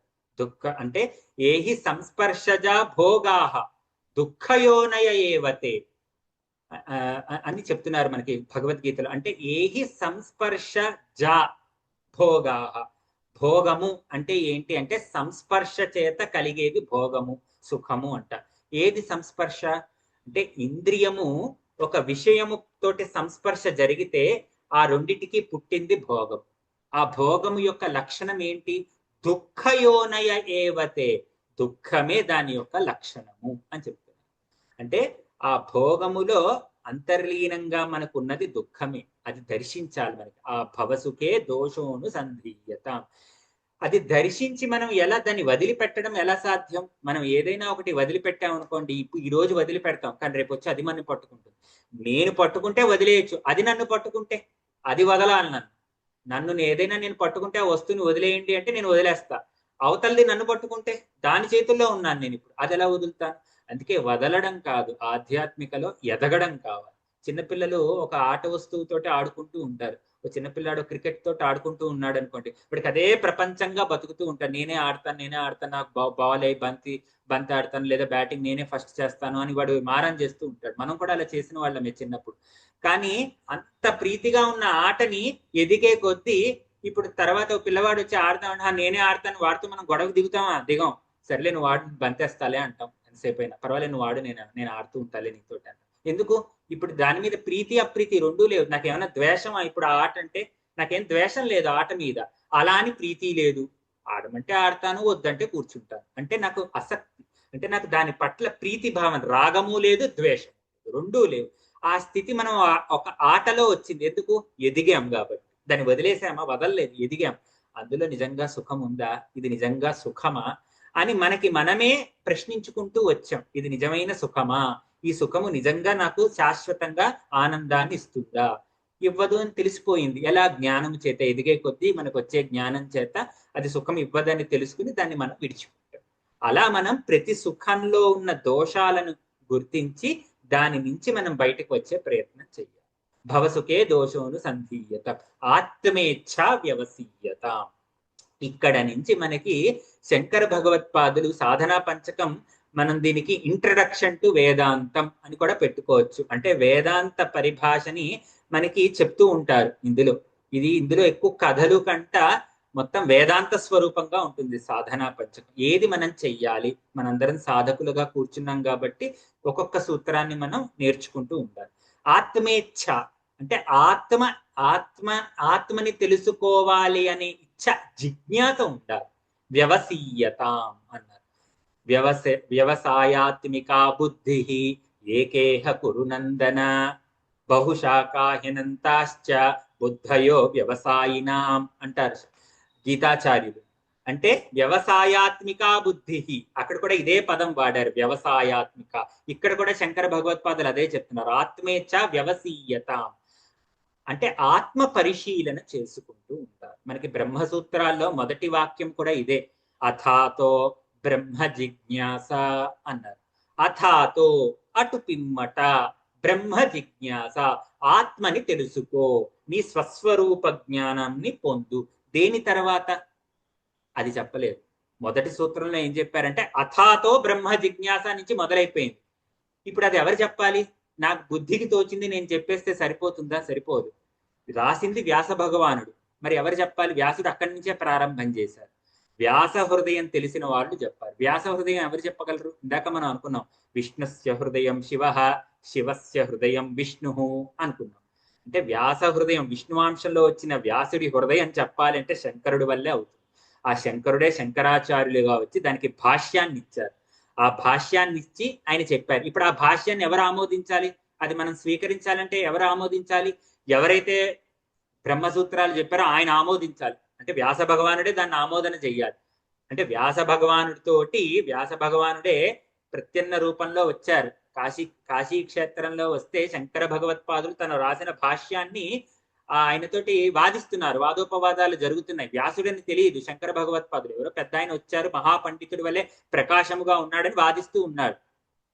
చాలా రోజులు జరిగింది. వెంటనే శిష్యుడు పద్మపాదాచార్యులు అనుకున్నారు, మన గురువు గారు ఇన్ని రోజులు వాదించరే ఎవరితోటి, ఆయన ఎవరితోటైనా వాదన పెట్టుకుంటే ఇట్టే తేలిపోతుంది, అవతల వాళ్ళకి వెంటనే ఆయన వాదనలు జయిస్తారు. కానీ అవతల వచ్చిన వాడు కూడా సామాన్యుడి వలె అంటే కనిపించట్లేదు. రోజులు గడుస్తోంది. మా గురువు గారు ఒక సూత్రం చెప్తే దానికి పైగా ఇంకోటి చెప్తున్నారు, దానికి పైగా మన గురువు గారు చెప్తున్నారు. ఇది ఇలా కొనసాగుతూ ఉంది, ఇది ఎక్కడికి తేలట్లేదు. వచ్చిన వారు ఎవరు అని దివ్య దృష్టితో చూస్తే పద్మపాదాచార్యులు వచ్చింది వ్యాస భగవానుడే అని తెలిసి వెంటనే శంకరులకి చెప్తారు, స్వామి వచ్చింది సాక్షాత్ వ్యాస భగవానుడు. ఇంకా శంకర్లు గురువు గారితో వాదిస్తారా?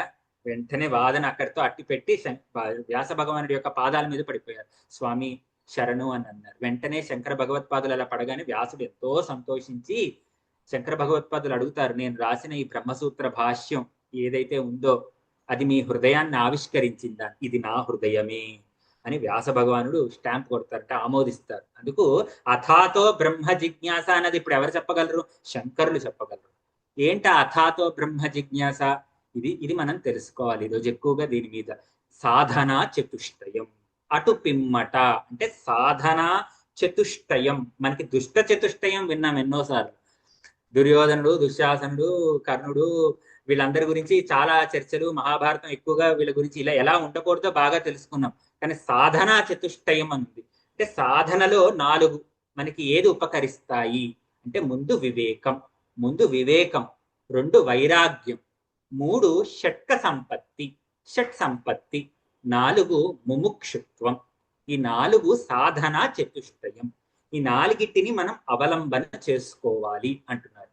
అంటే ఎలా చెప్తున్నారంటే ఆత్మేచ్ఛ వ్యవసీయతంలో ఒక మందు, ఒక డాక్టర్ గారి దగ్గరికి వెళ్ళారు జ్వరం వచ్చిందని. డాక్టర్ గారు ఏవేవో రాసేశారు, ఏదో సోడియం హైడ్రాక్సైడ్ ఇవి ఎన్నో రాశారు.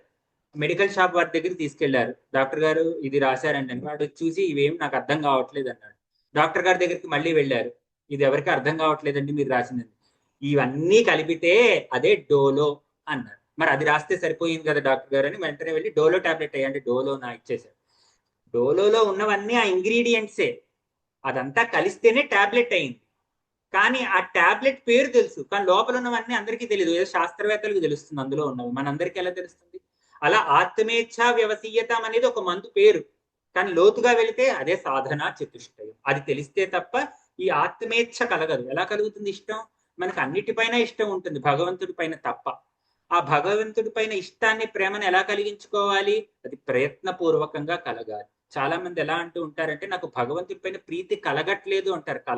కలగదు, కలిగించుకోవాలి, మనం ప్రయత్నం చేయాలి, అప్పుడే కలుగుతుంది. ఇప్పుడు ఈ సాధనా చతుష్టయంలో వివేకం అన్నారు. వివేకం అంటే నిత్యానిత్య వస్తు వివేకం, అంటే ఏది నిత్యము ఏది అనిత్యము అని తెలుసుకోవడమే వివేకం. ఉదాహరణకు శరీరము అనిత్యం, లోపలున్న ఆత్మ ఏదైతే నా స్వరూపమో అది నిత్యం. బంగారం నిత్యం, ఆభరణం అనిత్యం. ఆభరణం ఉంటుంది వెళ్ళిపోతుంది, కానీ బంగారం ఎప్పుడు ఉంటుంది. ఆ బంగారం అంటే ఈ ప్రతి వస్తువు ఇది నిత్యము అది అనిత్యము అన్న వివేకము మనం పెంపొందించుకోవాలి. దాని తర్వాత వైరాగ్యము అంటే ఇహాముత్రార్థ ఫలభోగ విరక్తి. మనకి కొంతమందికి పేరు చాలా పెద్దగా ఉంటుంది, ఆ పేరు చదవడమే ఒక 5 నిమిషాలు పడుతుంది. వాడికి ఏం పేరు పెట్టారంటే చాలా పెద్దగా రాస్తారు పేరు. ఆ మొత్తం పేరు అందరూ పలకలేరుగా అస్తమాను, దానిలో ఏదో పేరు తీసుకుంటారు, ఆ పేరు చెప్పి వాడిని సంబోధిస్తూ ఉంటారు. అలాగే వైరాగ్యం అని మన అందరం వాడేస్తూ ఉంటాం. మనకి వైరాగ్యం లేకపోయినా వైరాగ్యం ఏది కాస్త ఏదైనా ఇలాంటివి మాట్లాడుతుంటే వీడికి చాలా వైరాగ్యం వచ్చేసింది అప్పుడే అంటారు. వైరాగ్యం ఏమో అలా రాదు, అదేమి. అందుకే వివేకానందుడు అంటారు, వైరాగ్యం doesn't come drop by drop, it comes by flood అంటాడు. ఫ్లడ్ లా వస్తుంది, ఒక ప్రవాహంలా వస్తుంది, అంతేకాని చుక్క ఏదో ఇలా మాట్లాడేస్తే అలా వచ్చేది వైరాగ్యం. ఆ వైరాగ్యాన్ని వివరించడానికి ఏమన్నారు? ఇహ అముత్ర అర్థ ఫల భోగ విరక్తి అన్నారు. ఇహ అంటే ఇహలోకం, అముత్ర పరలోకం. ఇహాముత్రార్థ ఫలభోగం, ఆ ఇహలోకంలోనూ పరలోకంలోనూ వచ్చే ఫలభోగాల మీద విరక్తి, అది వైరాగ్యం. ఈ వైరాగ్యం ముందు ఏమనుకున్నాం? వివేకం. అంటే వైరాగ్యం దేని వల్ల రావాలి? వివేకము చేత వైరాగ్యం రావాలి. అంతేకాని దుఃఖం చేత వైరాగ్యం వస్తే అది నిలబడదు. అందుకే మనకి శ్మశాన వైరాగ్యం, ప్రసూతి వైరాగ్యం, వైరాగ్యాలు చెప్తూ ఉంటారు. ఇవి దుఃఖం వల్ల వచ్చిన వైరాగ్యం. దుఃఖం వల్ల వచ్చిన వైరాగ్యం దుఃఖం ఉన్నంతసేపు ఉంటుంది, దుఃఖం పోగానే వైరాగ్యము పోతుంది. కానీ ఇది అలాంటి వైరాగ్యం కాదు, వివేకంతో వచ్చే వైరాగ్యం. ఈ వైరాగ్యాన్ని మనం పెంపొందించుకోవాలి. అంటే నిత్యానిత్య వస్తు వివేకము చేస్తూ ఈ ఫలము నిజమైన శాశ్వత ఫలమా, ఇది సుఖమా అని తెలుసుకుంటూ మన మనసుకి బోధ చేస్తూ విరక్తి అంటే అసహించుకోవడం కాదు, ఇందాక అనుకున్నాం ఎదగడం, వదలడం కాదు, దీని నుంచి ఎదగడం. ఇందాక మనం అనుకున్నాం చిన్నపిల్లాడి ఆట నాకు ఇప్పుడు విరక్తి కాదు, ఎదిగాను, ఆ ఆటని ఇప్పుడు ఆస్వాదించవచ్చు, కానీ దాంతో నేను మమేకం చెందను, అది విరక్తి. దేనితో మనం మమేకం చెందకుండా ఉంటామో అది అనాసక్తి భావం, అలాంటి భావం కలగాలి, అది వైరాగ్యం. షట్క సంపత్తి. షట్ సంపత్తి అంటే మనకి తర్వాతి శ్లోకంలో దాని గురించి ఎక్కువగా చెప్తాను. షట్ సంపత్తి అంటే క్షమ, 6 సంపత్తి. సంపత్తి అంటే సంపద, సంపద అంటే మన ఆస్తి, ఆధ్యాత్మికంలో మనం పొందవలసిన ఆస్తి, గుణములు. ఇవి ఖచ్చితంగా కష్టపడి మనం సాధించవలసిన గుణములు. ఏంటవి? 6 ఉన్నాయంట. క్షమ, దమ, ఉపరతి, తితిక్ష, శ్రద్ధ, సమాధానం. ఈ 6 గుణములని మనం ప్రయత్నపూర్వకంగా కష్టపడి సంపాదించుకోవాలి. డబ్బులు ఎలా అయితే కష్టపడి సంపాదించుకుంటామో, మనం సంపదలు ఎలా అయితే కష్టపడి సంపాదించుకుంటామో, అలాగే ఆధ్యాత్మిక విద్యలో కూడా మనం కష్టపడి సంపాదించుకోవలసిన విద్యలు, గుణములు ఇవి, ఈ 6. వాటి గురించి ఏంటి అన్నది మనం తర్వాత శ్లోకంలో తెలుసుకుందాం. తర్వాత 4వది ముముక్షుత్వం. వివేకము, వైరాగ్యము, సంపత్తి, ఈ 3 కలిగాక ముముక్షుత్వం కలుగుతుంది. ముముక్షుత్వం అనేది అందరికీ కలిగేది కాదంటే మోక్షాన్ని పొందాలి, మోక్షాన్ని తెలుసుకోవాలి, ఆ స్థితి పొందాలి అనే భావన, తీవ్ర తపన ముముక్షత్వం. అందుకే మనకి దుర్లభం త్రయమేవైతత్ దైవానుగ్రహ హేతుకం, దైవానుగ్రహ హేతుకం. 3 దుర్లభం అంట. దుర్లభం త్రయమే వైతత్, మూడు చాలా దుర్లభంగా దొరుకుతాయంట. ఏంటవి? అది దైవానుగ్రహం వల్లే వస్తాయంట. ఏంటవి? మనుష్యత్వం, ముముక్షుత్వం, మహాపురుష సంశ్రయ. మనుష్యత్వం ఏదో జన్మ పుణ్యం వల్ల మొదటిది మనం వచ్చేసింది, మనకు అందరికీ మనుష్యులమై పుట్టాం. ఎందుకంటే జంతువునాం నరజన్మ దుర్లభం. కానీ ఏదో పుణ్య విశేషం చేత మొదటిది ఏ ప్రయత్నం చేశానో గుర్తు లేదు, కానీ ఏదో జరుగుండొచ్చు, అది వచ్చేసింది. ఇప్పుడు రెండోది ఏం చేయాలి? ముముక్షత్వం సంపాదించుకోవాలి, ఆ ఇచ్చని పెంచుకోవాలి. ఇందాక మనం అనుకున్నట్టు అక్కర్లేనివి ఎన్నో పెంచుకుంటున్నాం, మొత్తం మెడకి పీక చుట్టేసుకుంటున్నాం. అవన్నిటినీ కాకుండా ఆత్మేచ్ఛని పెంచుకోవాలంటే భగవంతుణ్ణి పొందాలి అన్న తీవ్ర కాంక్ష నిరంతరము మనం మనసుకి చెప్తూ ఉంటాం. అది ముముక్షత్వం. అలా పొందితే వచ్చేస్తుంది ఆ మోక్షం. మనుష్యానాం సహస్రేషు కశ్చిద్ యతతి, అంటే కశ్చిత్ ఒక్కడే, మనుష్యానం సహస్రేషు ఎంతో మంది మనుష్యుల్లో ఎవడో ఒక్కడే అది యతతి సిద్ధయే, ఒక్కడు పొందుతాడంట. అందరూ పొందలేరు. ఎంతో మందికి ముముక్షత్వం ఉండొచ్చు, ఎంతో మందికి ఉన్నా కూడా అందరూ పొందలేరు. పొందాలి అంటే మహాపురుష సంశ్రయ, మహాత్ముల యొక్క ఆశ్రయం కలగాలి. అలాంటి మహాత్ముని మనం ఆశ్రయించాలి, ఆశ్రయిస్తే తప్ప మోక్షం కలగదు. తర్వాత నిజ గృహాత్ తూర్ణం వినిర్గమ్యత, అంటే మనం ఈ 4 ఆధ్యాత్మిక గుణాలని మనం నేర్చుకుని ఆత్మేచ్ఛ, ఆ జిజ్ఞాసని పెంచుకుని నిజ గృహాత్ తూర్ణం వినిర్గమ్యత. పైన చూస్తే వెంటనే ఏమనిపిస్తుంది మనకి? నిజ గృహాత్, నీ యొక్క గృహాన్ని వినిర్గమ్యతాం, తూర్ణం శీఘ్రముగా, వినిర్గమ్యతాం వదిలిపెట్టేసాయి, ఇల్లు వదిలిపెట్టేసాయి అన్నది దీని స్థూలంగా మనం చూస్తే అర్థం. అలా ఇల్లుని విడిచిపెట్టేమని చెప్తే అందరికీ సాధ్యమా? ఇప్పుడే అనుకున్నాం, ఎంతో వైరాగ్యం, ఎంతో వివేకం కలిగిన మహాత్ములు, మన కంచి పీఠాధిపతులు, శృంగేరి పీఠాధిపతులు, ఇంతటి మహాత్ములు, అంతటి జ్ఞాన సంపన్నులకి అవన్నీ సాధ్యం. మరి సామాన్యుడికి ఎలా అంటే, జ్ఞేయస్స నిత్య సన్యాసి యోనద్వేష్టిన కాంక్షతి అంటున్నారు కృష్ణుడు. అంటే జ్ఞేయస్స నిత్య సన్యాసి, నిత్య సన్యాసి అందరూ అవ్వచ్చంట. ఎలా? యోనద్వేష్టిన కాంక్షతి, రాగద్వేషాల నుండి బయటపడటమే సన్యాసం. అంటే రాగద్వేషాలు ఉండకుండా నిత్యము మనము ఆ ఒక వానప్రస్థాశ్రమం, అంటే ఒక బ్రహ్మచారి గృహస్థుగా అవుతాడు. చక్కగా మన గృహస్థ జీవితంలో మనకి చెప్పిన కర్మలన్నీ మనం చెయ్యాలి. మనకి ఏవేవైతే బాధ్యతలు ఉన్నాయో అవన్నిటినీ నిర్వర్తించాలి. వేటి నుంచి మనం తప్పించుకోకూడదు, అన్ని చెయ్యమనే చెప్తోంది శాస్త్రం. అవన్నీ చేస్తూ ఇది మొదలు పెట్టాలి, ఇది కూడా చెయ్యాలి, ఇది పక్కకు పెట్టకూడదు. హఠాత్తుగా ఇది రాదు. ఆత్మవిద్య అనేది హఠాత్తుగా వచ్చేది కాదు. చిన్నప్పటి నుంచి మనసుకి ఆలంబన ఇస్తూ ఉండాలి, దానికి కూడా కొంచెం సమయం కేటాయిస్తూ ఉండాలి. అది కొన్నాళ్ల తర్వాత కర్మలని మనం తగ్గించుకుంటూ వెళ్ళాలి. దాన్నే ఉపరతి. ఇందాక మనం షట్క సంపత్తిలో మూడవది ఉపరతి అన్నాను. ఉపరతి అంటే అర్థం ఏంటంటే మన యొక్క కర్మలని తగ్గించుకుంటూ చిట్ట చివరికి నిత్య కర్మల వరకే పరిమితం చేసుకోవాలి. మనకి ఇప్పుడు నిత్య జీవితంలో కూడా మనందరం ఉద్యోగం చేసుకుంటూ మిగతా కార్యక్రమాలు అన్ని చేసుకుంటున్నప్పటికీ మనకు కాస్త సమయం దొరుకుతూ ఉంటుంది. సమయం లేకుండా ఎవరు ఉండరు, సమయం దొరుకుతూ ఉంటుంది. కానీ మనం ఏం చేస్తాం, ఆ సమయాన్ని ఏదో ఈ సోషల్ మీడియాను, ఏదో యూట్యూబ్ ఓపెన్ చేసి అక్కర్లేనివి చూసుకుని, మంచి దానికోసమే ఓపెన్ చేయొచ్చు, చూద్దామని, మంచి ఏదో తెలుసుకోవడానికే చూద్దాం. కానీ అది ఏం చేస్తుందంటే మనకి లాగేస్తుంది. ఎందుకంటే అందులో ప్రతిదీ సంచలనం చెప్తే తప్ప చూడం మనం. ఆ సంచలనం అలవాటైపోయి మన ఇంద్రియాలకి ఏది ఆకర్షణ, విషయాన్ని ఏది అందిస్తే వీడు అటు వెళతాడో అది వాళ్ళు అందిస్తూ ఉంటారు. దానివల్ల సమయం అంతా పోతుంది. సమయం అంతా పోతున్నప్పుడు ఇంకా మనం ఎప్పుడు ఆత్మవిద్య ఇటువైపు ప్రయాణం చేస్తాం. అందుకు సమయం, వానప్రస్థాశ్రమంలోకి గృహస్థ ఎలా వెళ్ళగలడు అంటే, మనకు ఉన్న సమయం ఏదో కాసేపు సమయం ఉంది, ఆ సమయాన్ని వృధా చేసుకోకుండా ఆ సమయాన్ని నేను ఎలా సద్వినియోగం చేసుకోగలను అని మనం డైరెక్ట్ చెయ్యాలి మైండ్. అలా మెల్లిగా ఆలంబన ఇస్తూ ఇస్తూ తర్వాత మన గృహస్థ ధర్మాలన్నీ తీరాక తప్పకుండా మన వానప్రస్థ ఆశ్రమానికి వెళ్ళిపోతాం. మనకు ఒకరు చెప్పక్కర్లేదు, అప్పుడు బలవంతంగా చెయ్యక్కర్లేదు. ఎందుకంటే మనం అప్పటికే మనం ఆలంబన ఇస్తున్నాం మన మనసుకి. గృహస్థాశ్రమంలో ఉంటూనే ఏదో కాస్త సమయం దొరుకుతున్నంతసేపు నేను ఏదో తెలుసుకోవాలి అన్న ప్రయాణం మొదలు పెట్టా కాబట్టి గమ్యానికి తప్పకుండా చేస్తాం. అంటే నిత్య కర్మలను అనుసరిస్తూ ఉపరతి అంటే కర్మల లంపటాలను తగ్గించుకుంటూ మనం ఈ ఇందాక చెప్పిన సాధనా చతుష్టయాన్ని అవలంబించుకుంటూ మనం నిత్య సన్యాసి, ఇందాక మనం అనుకున్నట్టు గృహస్థాశ్రమంలో ఉంటూ కూడా అది సాధించవచ్చు. అది శంకర భగవత్పాదులు చెప్పేది. అంటే అవకాశం ఉండి విరక్తి వైరాగ్యము కలిగిన వాళ్ళు అలా నడవచ్చు, అవకాశం లేని వాళ్ళు కూడా ఇలా అవ్వచ్చు. అంటే మానసిక సన్యాసం అందరికీ అవకాశం ఉంటుంది, అందరూ చేయొచ్చు. అది ఎలా అన్నది మనకి ఇక్కడ చెప్తున్నారు గురువు గారు. సంగత్సత్సు విధీయత, సంగ సత్సు విధీయత. సంఘముతోటి, సంఘము చాలా గొప్పది.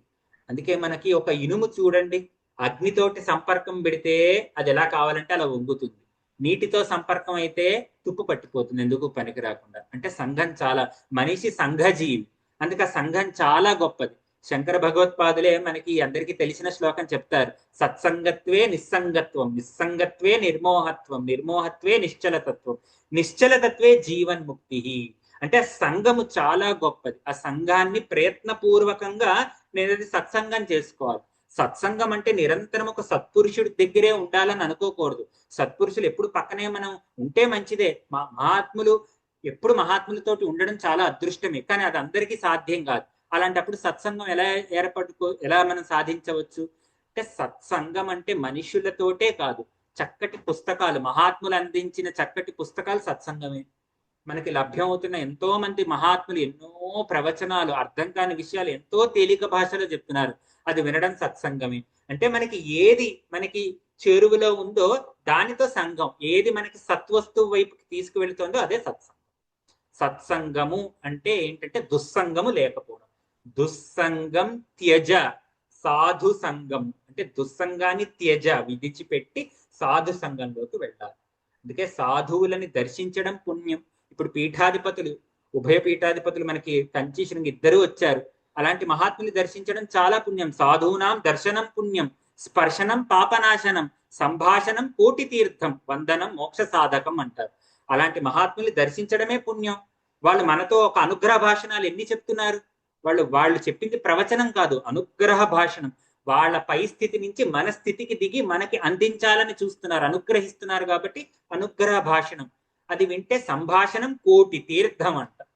కోటి తీర్థాల్లో చేసిన స్నాన ఫలితం ఎలా వస్తుందంట, అనుగ్రహ భాషణాలు ప్రవచనాలు వింటే వస్తుంది. అలాంటివి మనం చేసుకుని సంఘంతో వెళ్ళాలి. భగవతో భక్తిర్ దృఢాధీయత, భగవంతుని పట్ల భక్తిని పెంపొందించుకోవాలి. భగవంతుని పట్ల ప్రేమ, అపారమైన ప్రేమను పెంచుకోవాలి. అసలు భక్తి, భగవాన్ రెండు శబ్దాలు వాడారు.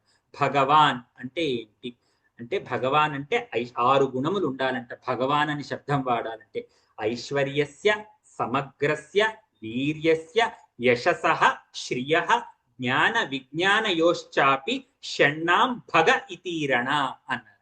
అంటే 6 గుణాలు. ఐశ్వర్యస్య, ఐశ్వర్యం అంతా, ఐశ్వర్యం అంటే ధనమే కాదు, ఈశ్వరత్వం అంటే ఈశ్వరత్వం, అందరినీ శాసించే ఆ లక్షణము ఐశ్వర్యం. ఐశ్వర్యం అంతా అంటే ఎటువంటి సంపదనైనా ఇవ్వగలరు. ఆ సంపదనంతా ఒక చోటకి చేర్చారు. వీర్యం అంటే బలం, బలయుతులకు దుర్భరులకు బలమెవ్వడు నీకు నాకు బ్రహ్మాదులకు బలమెవ్వడు ప్రాణులకును బలమెవ్వండట్టి విభుడు బలమ సురేంద్ర అంటాడు ప్రహ్లాదుడు. ఆ అందరికీ ఎవరైతే బలాన్ని ఇస్తున్నాడో ఆ బలాన్ని అంతా ఒక చోటకి చేర్చారు. వీర్యస్య, ఇందాక చెప్పు, ఐశ్వర్యస్య, వీర్యస్య, యశసహ, యశస్సు అంటే ఎప్పటికీ నిలిచిపోయే కీర్తి. ఆయన పేరు చెప్తేనే మనకి పాపం, రామ అంటే పాపం పోతుంది. అంత కీర్తి సంపాదించిన ఆ రామ, ఆ శబ్దం అంటే భగవన్ నామం.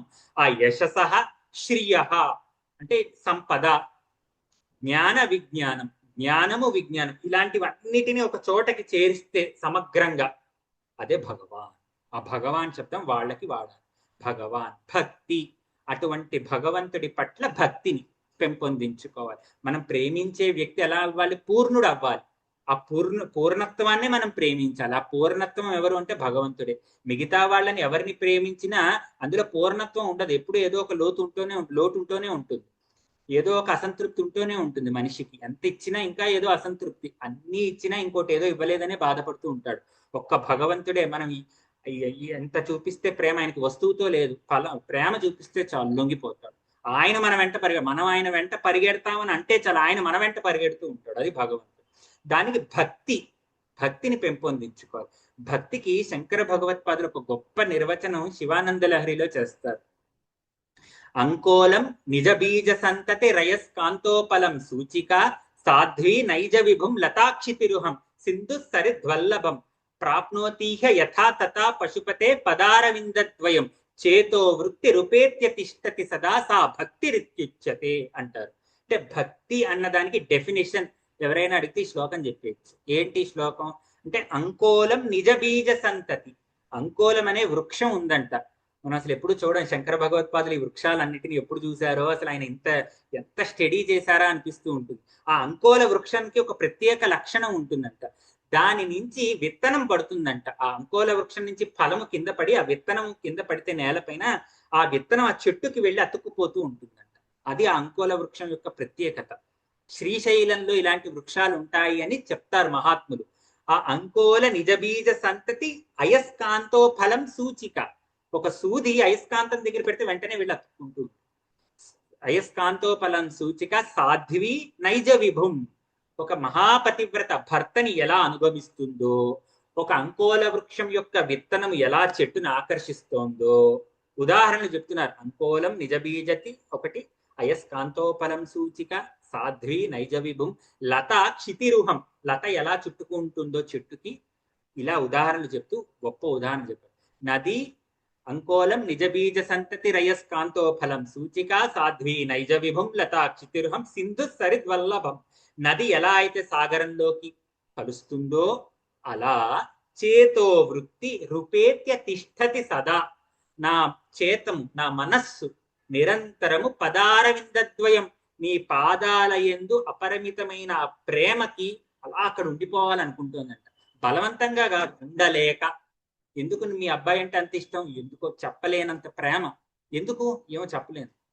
ఆ అపరిమితమైన ప్రేమ భగవంతుడి పైన కలిగితే ఎలాంటి ప్రేమ అంట, ఎలా అయితే ఆకర్షిస్తున్నాయో ఇవన్నీ, అలాంటి ప్రేమ కలిగితే దాన్ని భక్తి అంటారు అన్నారు. కానీ ఇందులో మీరు ఉదాహరణ తీసుకుంటే, మొదటి ఉదాహరణ ఏం చెప్తోంది? అంకోలము ఒక విత్తనము. రెండో ఉదాహరణ ఒక సూది అయస్కాంతము. మూడో ఉదాహరణ సాధ్వి భర్త. నాలుగో ఉదాహరణకు వచ్చేసరికి లత చెట్టు. ఐదుకు వచ్చేసరికి ఏం జరిగింది? నదీ సాగరం అని చెప్పారు శంకర భగవత్పాదులు. ఇక్కడే ఇది పట్టుకోవాలి. అంటే మొదటి రెండుగా కనిపిస్తున్నాయి, కానీ నది సాగరంలోకి వెళ్తే ఇంకా నది లేదు. అంటే మన భక్తి రెండుగా కనిపిస్తూ, నేను నువ్వు పరమాత్మ జీవుడు ఇలా భావం పెరగగా నది సముద్రంలో విలీనం అయిపోయినట్టు మనం కూడా ఆయనతో అయిపోతుంది. సాయుధ్యం, అదే భక్తి. అందుకే పరమ భక్తి పరమ జ్ఞానం రెండు ఒకటే. ఆ భక్తి స్థాయి పెరిగే కొద్దీ నది సముద్రంలో కలిసిపోయినట్టు మనం భగవంతుల్లో ఐక్యమైపోతాం. అంటే రెండుగా కనిపించేది ఒకటిగా అయిపోవడమే భక్తి. అది ఇందులో భక్తి దృఢాధీయత. అలాంటి భక్తిని పెంపొందించుకోవాలి. శాంత్యాది పరిచీయత. శాంతి మొదలైన వాటిని పెంపొందించుకోవాలి. ఇందాక ఇక్కడ శాంతి మొదలైన, శాంత్యాది అంటే శాంతి ప్లస్ ఆది. ఆ ఆది అంటే మొదలైన. ఏంటా మొదలైన? ఇంకా ఏమిటి? అదే ఇందాక చెప్పుకున్న షట్క సంపత్తి: శమ, దమ, ఉపరతి, తితిక్ష, శ్రద్ధ, సమాధానం. ఈ ప్రవచనం యొక్క ముఖ్య ఉద్దేశం ఇందాక చెప్పుకున్న సాధనా చతుష్టయం, ఈ షట్క సంపత్తి. వీటి గురించి బాగా తెలుసుకుంటే మిగతా శ్లోకాలన్నీ వీటి చుట్టూవే తిరుగుతూ ఉంటాయి. శమ అంటే ఏంటి? శమ అంటే మనోనిగ్రహం. మనసుని నిగ్రహించుకోవడమే శమ. ఇందాక నుంచి మనం దానికి ఉపాయాలు ఎన్నో చెప్పుకుంటున్నాం. మాతృవత్ పరదారేషు అని. అంటే మనం గురువు యొక్క సహాయాన్ని, శాస్త్రం యొక్క సహాయాన్ని తీసుకుని మహాత్ములు నడిచిన బాటలు నడవడానికి ప్రయత్నం చేస్తూ మనసుకి నిరంతరం బోధ చేస్తూ ఉండాలి. దానికి బోధ ఆపకూడదు. ఆ బోధన ఎప్పుడు జరుగుతూ ఉండాలి. అదే శమము, మనోనిగ్రహం. దమము అంటే ఇంద్రియ నిగ్రహం. ఇంద్రియాలను కూడా మనం నియంత్రించాలి. అంటే వాచాలత్వము, కామచాపల్యము. అంటే వాచాచాపల్యము, కామచాపల్యము, వీటిని మనం అధిగమించాలి. దానికి కూడా ఉపాయం మనకి విద్యారణ్య స్వామి వారే చెప్తారు. జిహ్వోపస్థ సుఖభ్రమం త్యజ మనఃపర్యంత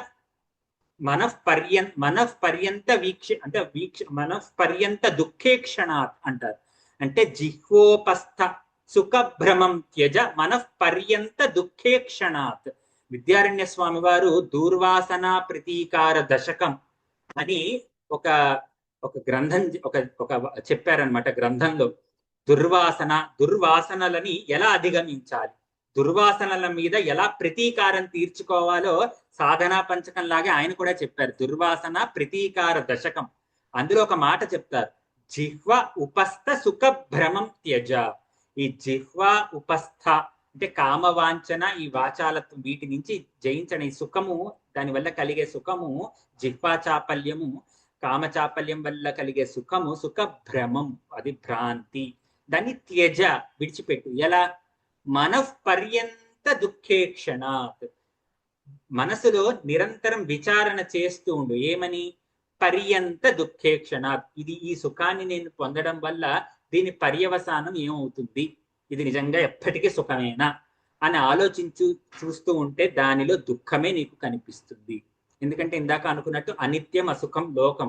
అందుకు పర్యంత దుఃఖేక్షణాత్ అని చెప్పారు. అలా మనసుకి, ఇంద్రియాలకి, మనకి మనం ఆలంబనిస్తూ దాన్ని నిరంతరం బోధ చేస్తూ ఉంటాం. శమము, దమము.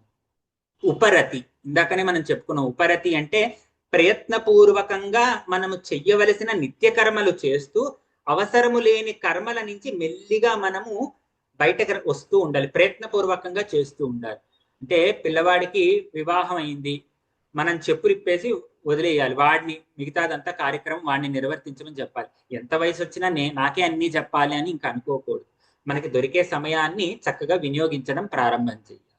అలా ఉపరతి అవలంబించుకోవాలి. తితిక్ష, ఇది చాలా గొప్ప లక్షణం. తితిక్ష అంటే సహనం సర్వ దుఃఖాన. అంటే తితిక్ష అంటే మీకు చిన్న పదంలో చెప్పాలంటే యాక్సెప్ట్ చేయడం నేర్చుకోవాలి. అంటే సహనం సర్వ దుఃఖాన అప్రతీకార పూర్వకం చింతా విలాపరహితం సా తితిక్ష నిగద్యతే అంటుంది శాస్త్రం. అంటే సహనం సర్వ దుఃఖాన, అన్ని దుఃఖాలు, మనకి కలిగే దుఃఖాల యందు విచలితం కాకుండా సమభావాన్ని అవలంబన చేసుకోవాలి. అంటే సహనం సర్వ దుఃఖానం అప్రతీకార పూర్వకం. దాని యందు ఏదో ప్రతీకార భావం పెంచుకోకుండా చింతా విలాపరహితం, దాని గురించి ఆలోచిస్తూ బాధపడిపోతూ ఎందుకు ఇలా జరిగింది, ఎందుకు అలా జరగలేదు, అలా కాకుండా దాన్ని ఉన్నది ఉన్నట్టుగా మనం స్వీకరించడం నేర్చుకోవాలి. దాన్ని తితిక్ష అంటారు. అందుకే ఈ పదాన్ని గీతలో కూడా వాడారు. మాత్రా స్పర్శాస్తు కౌంతేయ శీతోష్ణ సుఖ దుఃఖదాహ ఆగమ అపాయినో నిత్య తాం స్థితిక్షస్వ భారత. తితిక్ష అంటే ఓర్చుకోమంటున్నారు కృష్ణుడు అర్జునుడితో చెప్తూ. ఏమని చెప్తున్నాడు? అన్నిటికీ కదిలిపోకు, ఓర్చుకోవడం నేర్చుకో అంటున్నాడు. భగవంతుడు వచ్చి మ్యాజిక్ చేసి ఏదో బయట పడేయడు, మనని ఓర్చుకునే శక్తిని మాత్రం ఇవ్వగలడు. ఆ ఓర్చుకునే శక్తి. అగ్ని దగ్గరికి వెళ్ళి నాకు వేడినివ్వద్దు వేడినివ్వద్దు అంటే ఇవ్వకుండా ఉంటుందా? వేడే ఇస్తుంది. అందుకు అగ్ని దగ్గరికి వెళ్ళి వేడినివ్వద్దు అనకూడదు, వేడిని తట్టుకునే శక్తిని ఇవ్వు అని అడగాలి. అప్పుడు మనకి జరుగుతుంది. అది తితిక్ష. అంటే దేన్ని అడిగితే అది మనకి అలా తితిక్ష. తర్వాత శ్రద్ధ. శ్రద్ధ చాలా ముఖ్యం. శ్రద్ధావాన్ లభతే జ్ఞానం. శ్రద్ధ ఉంటేనే జ్ఞానం. శ్రద్ధ అంటే శాస్త్రస్య గురువాక్యస్య సత్యబుద్ధ్యావధారణ సా శ్రద్ధ కథిత సద్భిహి యయా వస్తుపలభ్యతే. అంటే శ్రద్ధ అంటే శాస్త్రవాక్యము పట్ల, గురువాక్యం పట్ల విశ్వాసం, సంపూర్ణ విశ్వాసం. శాస్త్రం ఇలా చెప్పింది అంతే. తస్మాత్ శాస్త్రం ప్రమాణంతే కార్యాకార్య వ్యవస్థితో. ఇది ఇలా చెప్తే నేను అలాగే చేస్తాను అన్న విశ్వాసం. ఆ శాస్త్రాన్ని మనకు అందించడానికి గురువు గారు చెప్పిన మాటని అలాగే పాటించాలి. ఇంకా అందులో ఇంకా గురువు చెప్తే అది ఎప్పుడూ సలహా కాదు. గురువు ఏదైనా మనకు ఒక వాక్యం చెప్పారు, మన గురువు గారు ఏదైనా ఒకటి చెప్పారు ఇలా చెయ్యండి అని. గురువు గారు ఒక వాక్యం చెప్తే గురువు గారు ఒక సలహా ఇచ్చినట్టు కాదు. గురువు చెప్తే అది శాసనం. గురువు చెప్పేది సలహా ఎప్పుడూ కాదు. గురువు చెప్పింది శాసనం. ఆ గురువు చెప్పారంటే అది చెయ్యవలసిందే. ఇంకా దానికి ఇంకా వేరేది ఏమీ లేదు. అది శిరోధార్యంగా దాల్చి చేయవలసిందే. గురు శాసనం. అంతేగాని అది సలహాలాగా మనం ఎప్పుడు పుచ్చుకోకూడదు. అలా మనం శాంత్యాది పరిచీయతాం దృఢతరం కర్మాశు సంత్యజ్యతాం. అంటే కర్మని ఇందాక మనం చెప్పుకున్నట్టు ఆశు శీఘ్రముగా పరిత్యజించాలి. అంటే కర్మల నుండి బయటకి పడడానికి ప్రయత్నం చెయ్యాలి. ఎలా అనేది మనం తెలుసుకున్న ముందు కర్మ ఫలితాల నుంచి బయటకి రావాలి. కర్మ అందుకే మనకి కర్మకి రెండు ఉంటాయి. ప్రయోజనము ఉంటుంది, ఫలితము ఉంటుంది. మనం ఎప్పుడు ఈ రెండింటికి కన్ఫ్యూజ్ అవ్వకూడదు. కర్మకి ప్రయోజనం ఉంటుంది. ఒకడికి ఆకలేసింది, ఇంటికి వచ్చాడు, భవతి భిక్షాందేహి, ఆకలిస్తుందమ్మా ఏదైనా పెట్టు అన్నాడు. వెంటనే నా ఇంట్లో ఉన్న కాస్త అన్నం తీసుకువెళ్ళి పెట్టాను. ప్రయోజనం ఏంటి ఆ కర్మకి? వాడి ఆకలి తీర్చడం ప్రయోజనం. ఆ కర్మకి ఫలితం ఏంటి? ఏదో పుణ్యం వస్తుంది. వాడికి ఆకలి తీర్చా కాబట్టి నాకు వచ్చేది పుణ్యం. పుణ్యము ఫలితాన్ని ఆశించద్దు, ప్రయోజనం తప్పకుండా ఉంటుంది. కర్మకి ప్రయోజనం ఉంటుంది, కానీ ప్రయోజనం ఎప్పుడు ఉంటుంది? ప్రయోజనం లేకపోతే ఎవరు చేస్తారు? ప్రయోజనం అనుద్దిశ్య నా మందోపి ప్రవర్తతే. ప్రయోజనం లేకపోతే మూర్ఖుడు కూడా పనిచేయడు అంటున్నారు. మన మందోపి ప్రవర్తతే. ప్రయోజనం లేకపోతే మూర్ఖుడే పనిచేయడు. మరి మనం ఎలా చేస్తాం ప్రయోజనం లేకపోతే? ప్రయోజనం ఉంటుంది. ఆకలి తీర్చడం ప్రయోజనం. వాడి ఆకలి తీరడానికి మనం అన్నం పెట్టడమే ప్రయోజనం. దానివల్ల ఏదో వస్తుంది ఫలితం అన్నది ఎప్పుడు ఆలోచించకూడదు. ఆ భావం మనకి బంధంలోకి వేస్తుంది. ఆ భావన లేకుండా మనం అన్నం పెట్టాం వాడికి కడుపు నిండాలి అని ఈశ్వరార్పణ బుద్ధితో పెడితే మళ్ళీ ఆ భావమే మోక్షానికి హేతు. అంటే మనం చేసే కర్మ యొక్క భావము, దృష్టి ఏది పెడుతున్నామన్న దాన్ని బట్టే బంధమా మోక్షమా. ఆ మనసు ఏది పట్టుకుంటోంది? ఫలితాన్ని పట్టుకుంటోందా? సుఖ దుఃఖాలు, దానివల్ల ఏదో పుణ్యం వస్తుంది, లేదో ఏదో పాపం, మళ్ళీ దానికి సుఖము దుఃఖము, మళ్ళీ సంసారము.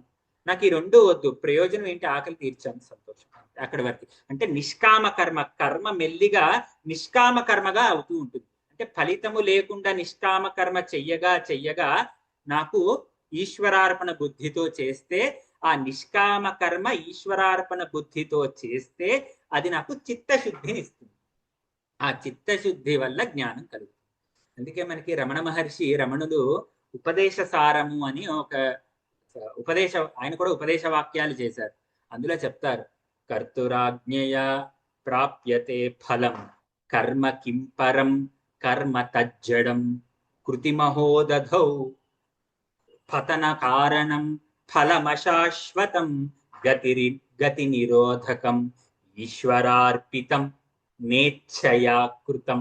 చెప్తున్నారు ఇక్కడ, ఈశ్వరార్పితం నేచ్ఛయా కృతం. అంటే ఈశ్వరార్పణ బుద్ధితో నా ఇచ్ఛయా కృతం, ఫలాసక్తి లేకుండా చేస్తే ఏమవుతుంది? చిత్తశోధకం ముక్తి సాధకం. ఎవరు చెప్పినా మహాత్ములు చెప్పింది ఒకటే. అంటే నిష్కామ కర్మతోటి ఈశ్వరార్పణ బుద్ధితో కలిపి చేసిన కర్మ ముక్తి సాధకం, చిత్తశోధకం అని ఉపదేశ సారంలో రమణులు చెప్తారు. అలాగే ఇక్కడ కూడా శంకర భగవత్పాదులు మనకి అదే చెప్తారు. అంటే కర్మాశు సంత్యజ్యతాం సద్విద్వాన్ ఉపసర్ప్యతాం ప్రతిదినం తత్పాదుకా సేవ్యతాం సద్విద్వాన్ ఉపసర్ప్యతాం. ఇవన్నీ తెలుసుకోవాలంటే ఎలా అంటే సద్విద్వాన్, గురువుని ఆశ్రయించాలి. గురువుని ఆశ్రయించకుండా ఏ విద్య రాదు. గురువు అంటే ఎవరు? సద్విద్వాన్ అంటే ఆ జ్ఞానాన్ని, ఆ ఆత్మజ్ఞానాన్ని పొందిన విద్వాంసుడు. అంటే మహాజ్ఞాని, ఆత్మజ్ఞాని, మహాత్ముణ్ణి ఆశ్రయించాలి. ఎలా? తత్ పాదుకే సేవ్యతాం. అనుదినం, ప్రతిదినం, ప్రతిరోజు ఆయనని సేవించుకోవాలి. గురువుని సేవించాలి. గురువుని సేవించి గురువుకి అలసట రాకుండా గురువు నుంచి విద్యని పొందాలి. గురువుని ఎప్పుడైనా గురువు కనిపిస్తే ఏదో మనకి బాకీ ఉన్నట్టుగా మనం ప్రశ్నలు వేసేసి టకటక ప్రశ్నలు ఏవో 4 వేసేసి గురుగారు ఇప్పుడు చెప్పాను అనకూడదు. ఆ గురువు గారికి ఆ సమయం ఉందా, ఇప్పుడు అడగచ్చా, ఆయనకి ఇప్పుడు సౌకర్యంగా ఉందా లేదా అన్నీ తెలుసుకుని గురువు అలిసిపోకుండా గురువు నుంచి జ్ఞానం తీసుకో. ఆ గురువు ఉండడమే చాలా అదృష్టం. గురువు అస్తమాను చెప్పక్కర్లేదు ప్రతిదీ. రమణ మహర్షి దగ్గరే, రమణుల దగ్గరికి ఒక ఆయన వెళ్ళారు ఆత్మజ్ఞానం పొందాలని, ఏవో విషయాలు తెలుసుకోవాలని. వెళ్ళి రమణ మహర్షిని రోజు ఆయన వెంట తిరుగుతూ ఉద్యోగం మానేశాడు, అన్ని వచ్చేసాడు రమణాశ్రమానికి. వచ్చేసి గురువుగారు భగవాన్ నాకు ఆత్మబోధ, ఆత్మజ్ఞానం చెప్పండి అన్నారు. ఆయన ఏం మాట్లాడరు, ఏం చెప్పినా ఏమి. ఆయన కార్యక్రమాలు చేసుకుంటూ ఉన్నారు. రెండో రోజు ఓ రోజు అయిపోయింది, సర్లే రేపు చెప్తారేమో, ఈరోజు ఏమన్నా ముహూర్తం బాగాలేదేమో అందుకు చెప్పట్లేదేమో అని మరుసటి రోజు మళ్ళీ వెళ్ళాడు. గురువుగారు నమస్కారం, ఏదైనా చెప్పండి. ఆయనలో ఏ మార్పు లేదు. ఆయన వెళ్ళడం, ఆయన పనులు ఆయన చేసుకోవడం. రెండో రోజు గడిచింది, మూడో రోజు గడిచింది, నాలుగో రోజు, వారం అయిపోయింది, 10 రోజులయ్యి, 20 రోజులయ్యి, విసుగొచ్చేసింది. ఏమిటో నా ఉద్యోగం మానేశాను, అన్ని వదులుకుని వచ్చేసాను, నేను ఏదో జ్ఞానం చెప్పేస్తాడని ఏమీ చెప్పడు, ఆయన పనులు ఏవో ఆయన చేసుకుంటూ ఉంటాడు, ఎప్పుడూ మౌనంగా ఉంటాడు, ఏమీ మాట్లాడలేదని కోపం వచ్చేసి, ఇంకా అసహనం వచ్చేసి రమణ మహర్షిని అనేస్తున్నారు. అన్ని వదిలేసుకుని వచ్చాను మీ దగ్గరికి, మీరు ఏదో జ్ఞానం చెప్పేస్తారని, మీరేం మాట్లాడరు, మీ పనులేవో మీరు చేసుకుంటూ ఉంటారు, మీరు ఉండడం వల్ల నాకేంటి ప్రయోజనం అని. వెంటనే రమణ మహర్షి అన్నారు, గురువు ఉండడమే ప్రయోజనం. ఒక వీధిలో కుక్కలు వచ్చి ఎన్నో అరుస్తూ ఉంటాయి, ఎవరైనా పట్టించుకుంటారా? ఎవరు పట్టించుకోరు. అదే ఒక సింహం వచ్చి ఒక గర్జన చేసింది, ఆ సింహమే కదా అని అనుకుంటాం, వెంటనే ఇంట్లోకి వెళ్ళిపోయి తలుపులన్నీ వేసేసుకుంటాం, అమ్మో సింహం వచ్చిందని. గురువు మాట సింహ గర్జన. ఒక్క మాట చాలు, నీ కోట్ల జన్మల యొక్క అజ్ఞానం దగ్ధం అయిపోతుంది. జ్ఞానాగ్ని దగ్ధ కర్మాణం. గురు ఒక్క అగ్గిపుల్ల చాలు, ఎంత రాసి దూదిపిందనైనా భస్మం చేయడానికి, కాల్చేయడానికి. అందుకు జ్ఞాని ఎంతో చెప్పేయక్కర్లేదు, ఒక్క మాట, ఒక్క అనుగ్రహ దృష్టి చాలు, వాడి కోట్ల జన్మల యొక్క పాపాన్నంతా దగ్ధం చేయడానికి. అందుకు గురువు ఉండడమే ప్రయోజనం అని చెప్పారు. అందుకు సద్విద్వాన్ ఉపసర్ప్యతాం తదుదినం తత్పాదుకా సేవ్యత. ఆ గురువుని ఏం అడగాలి? బ్రహ్మైకాక్షరమర్థ్యత. బ్రహ్మ అక్షరం అంటే ఓంకారం, ఉపదేశాన్ని కోరాలి గురువు దగ్గర నుంచి. ఓమిత్యేకాక్షరం బ్రహ్మ అంటే ఓం అన్న దానిలోని సమస్తము ఉంది. అందుకే పరంపార ఓంకార ఆమ్నాయ గర్భం అంటారు శంకరులు. అంటే ఆ ఓంకారములోనే సమస్త వేదాలు, ఆ ఓంకారం అనే దాని గర్భంలోని వేదాలన్నీ ఉన్నాయి. ఆ ఓంకారంలోంచే వేదాలన్నీ వచ్చాయి. అటువంటి ఓంకారాన్ని గురువుని ఎలా అడగాలి? ఇప్పుడే చెప్పారు, తత్పాదుక, ఆయన పాదాలని సేవిస్తూ, ఆయన పాదుకలని సేవిస్తూ చక్కగా అలాంటి మహాత్ముని అనుసరించి ఆచరించి శుశ్రూష చేస్తూ గురువు దగ్గర నుంచి ఉపదేశం పొందాలి. పొంది శృతి శిరో వాక్యం సమాకర్ణ్యత. శృతి శిరో అంటే వేదాంతం, వేదాంతం, శృతి అంటే వేదము, శృతి శిరస్సు అంటే వేదము యొక్క పైభాగం, శిరస్సు వంటిది అంటే వేదాంతం. అటువంటి వేదాంతాన్ని మనం గురువు గారి దగ్గర అంటే శృతి శిరో వాక్యం సమాకర్ణ్యత అంటే వేదాంత శ్రవణము చెయ్యాలి. వేదాంత శ్రవణము అని మళ్ళీ చెప్తున్నారు, వేదాంతాన్ని నిత్యము శ్రవణం చెయ్యాలి అని. అందుకే మనకి ఇందాక మనం చెప్పుకున్న దుర్వాసన ప్రతీకార దశకం అని, అంటే జిజ్ఞాసువులు ఉన్నవారికి అది చాలా ఉపకరించే గ్రంథం. అంటే ఎలా మనం అధిగమించాలో విద్యారణ్య స్వామి వారు, మళ్ళీ శంకరులే అలాంటి వారు చెప్తారు. మొదటి శ్లోకంలోనే ఆయన చెప్తారు, ప్రాతర్వైదిక కర్మతః తద్ ప్రాతర్వైదిక కర్మతః తదను తద్వేదాంత సంచింతయ పశ్చాత్ భారత మోక్ష ధర్మమననాత్ సాయం భాగవతాశ్రవణయ. అంటే ఏం చెప్తున్నారంటే ప్రాతర్వైదిక కర్మత, మన నిత్య కర్మ చేసుకుని ఏం చేయాలంటే తదను వేదాంత సంచింతయ అంటే నిరంతరము వేదాంతము చింతిస్తూ ఉండాలి, చింతన చేస్తూ ఉండాలి. పశ్చాత్ భారత అంటే భారతము, రామాయణము, యోగ వాసిష్టము ఇలాంటి గ్రంథాలు చదవాలి.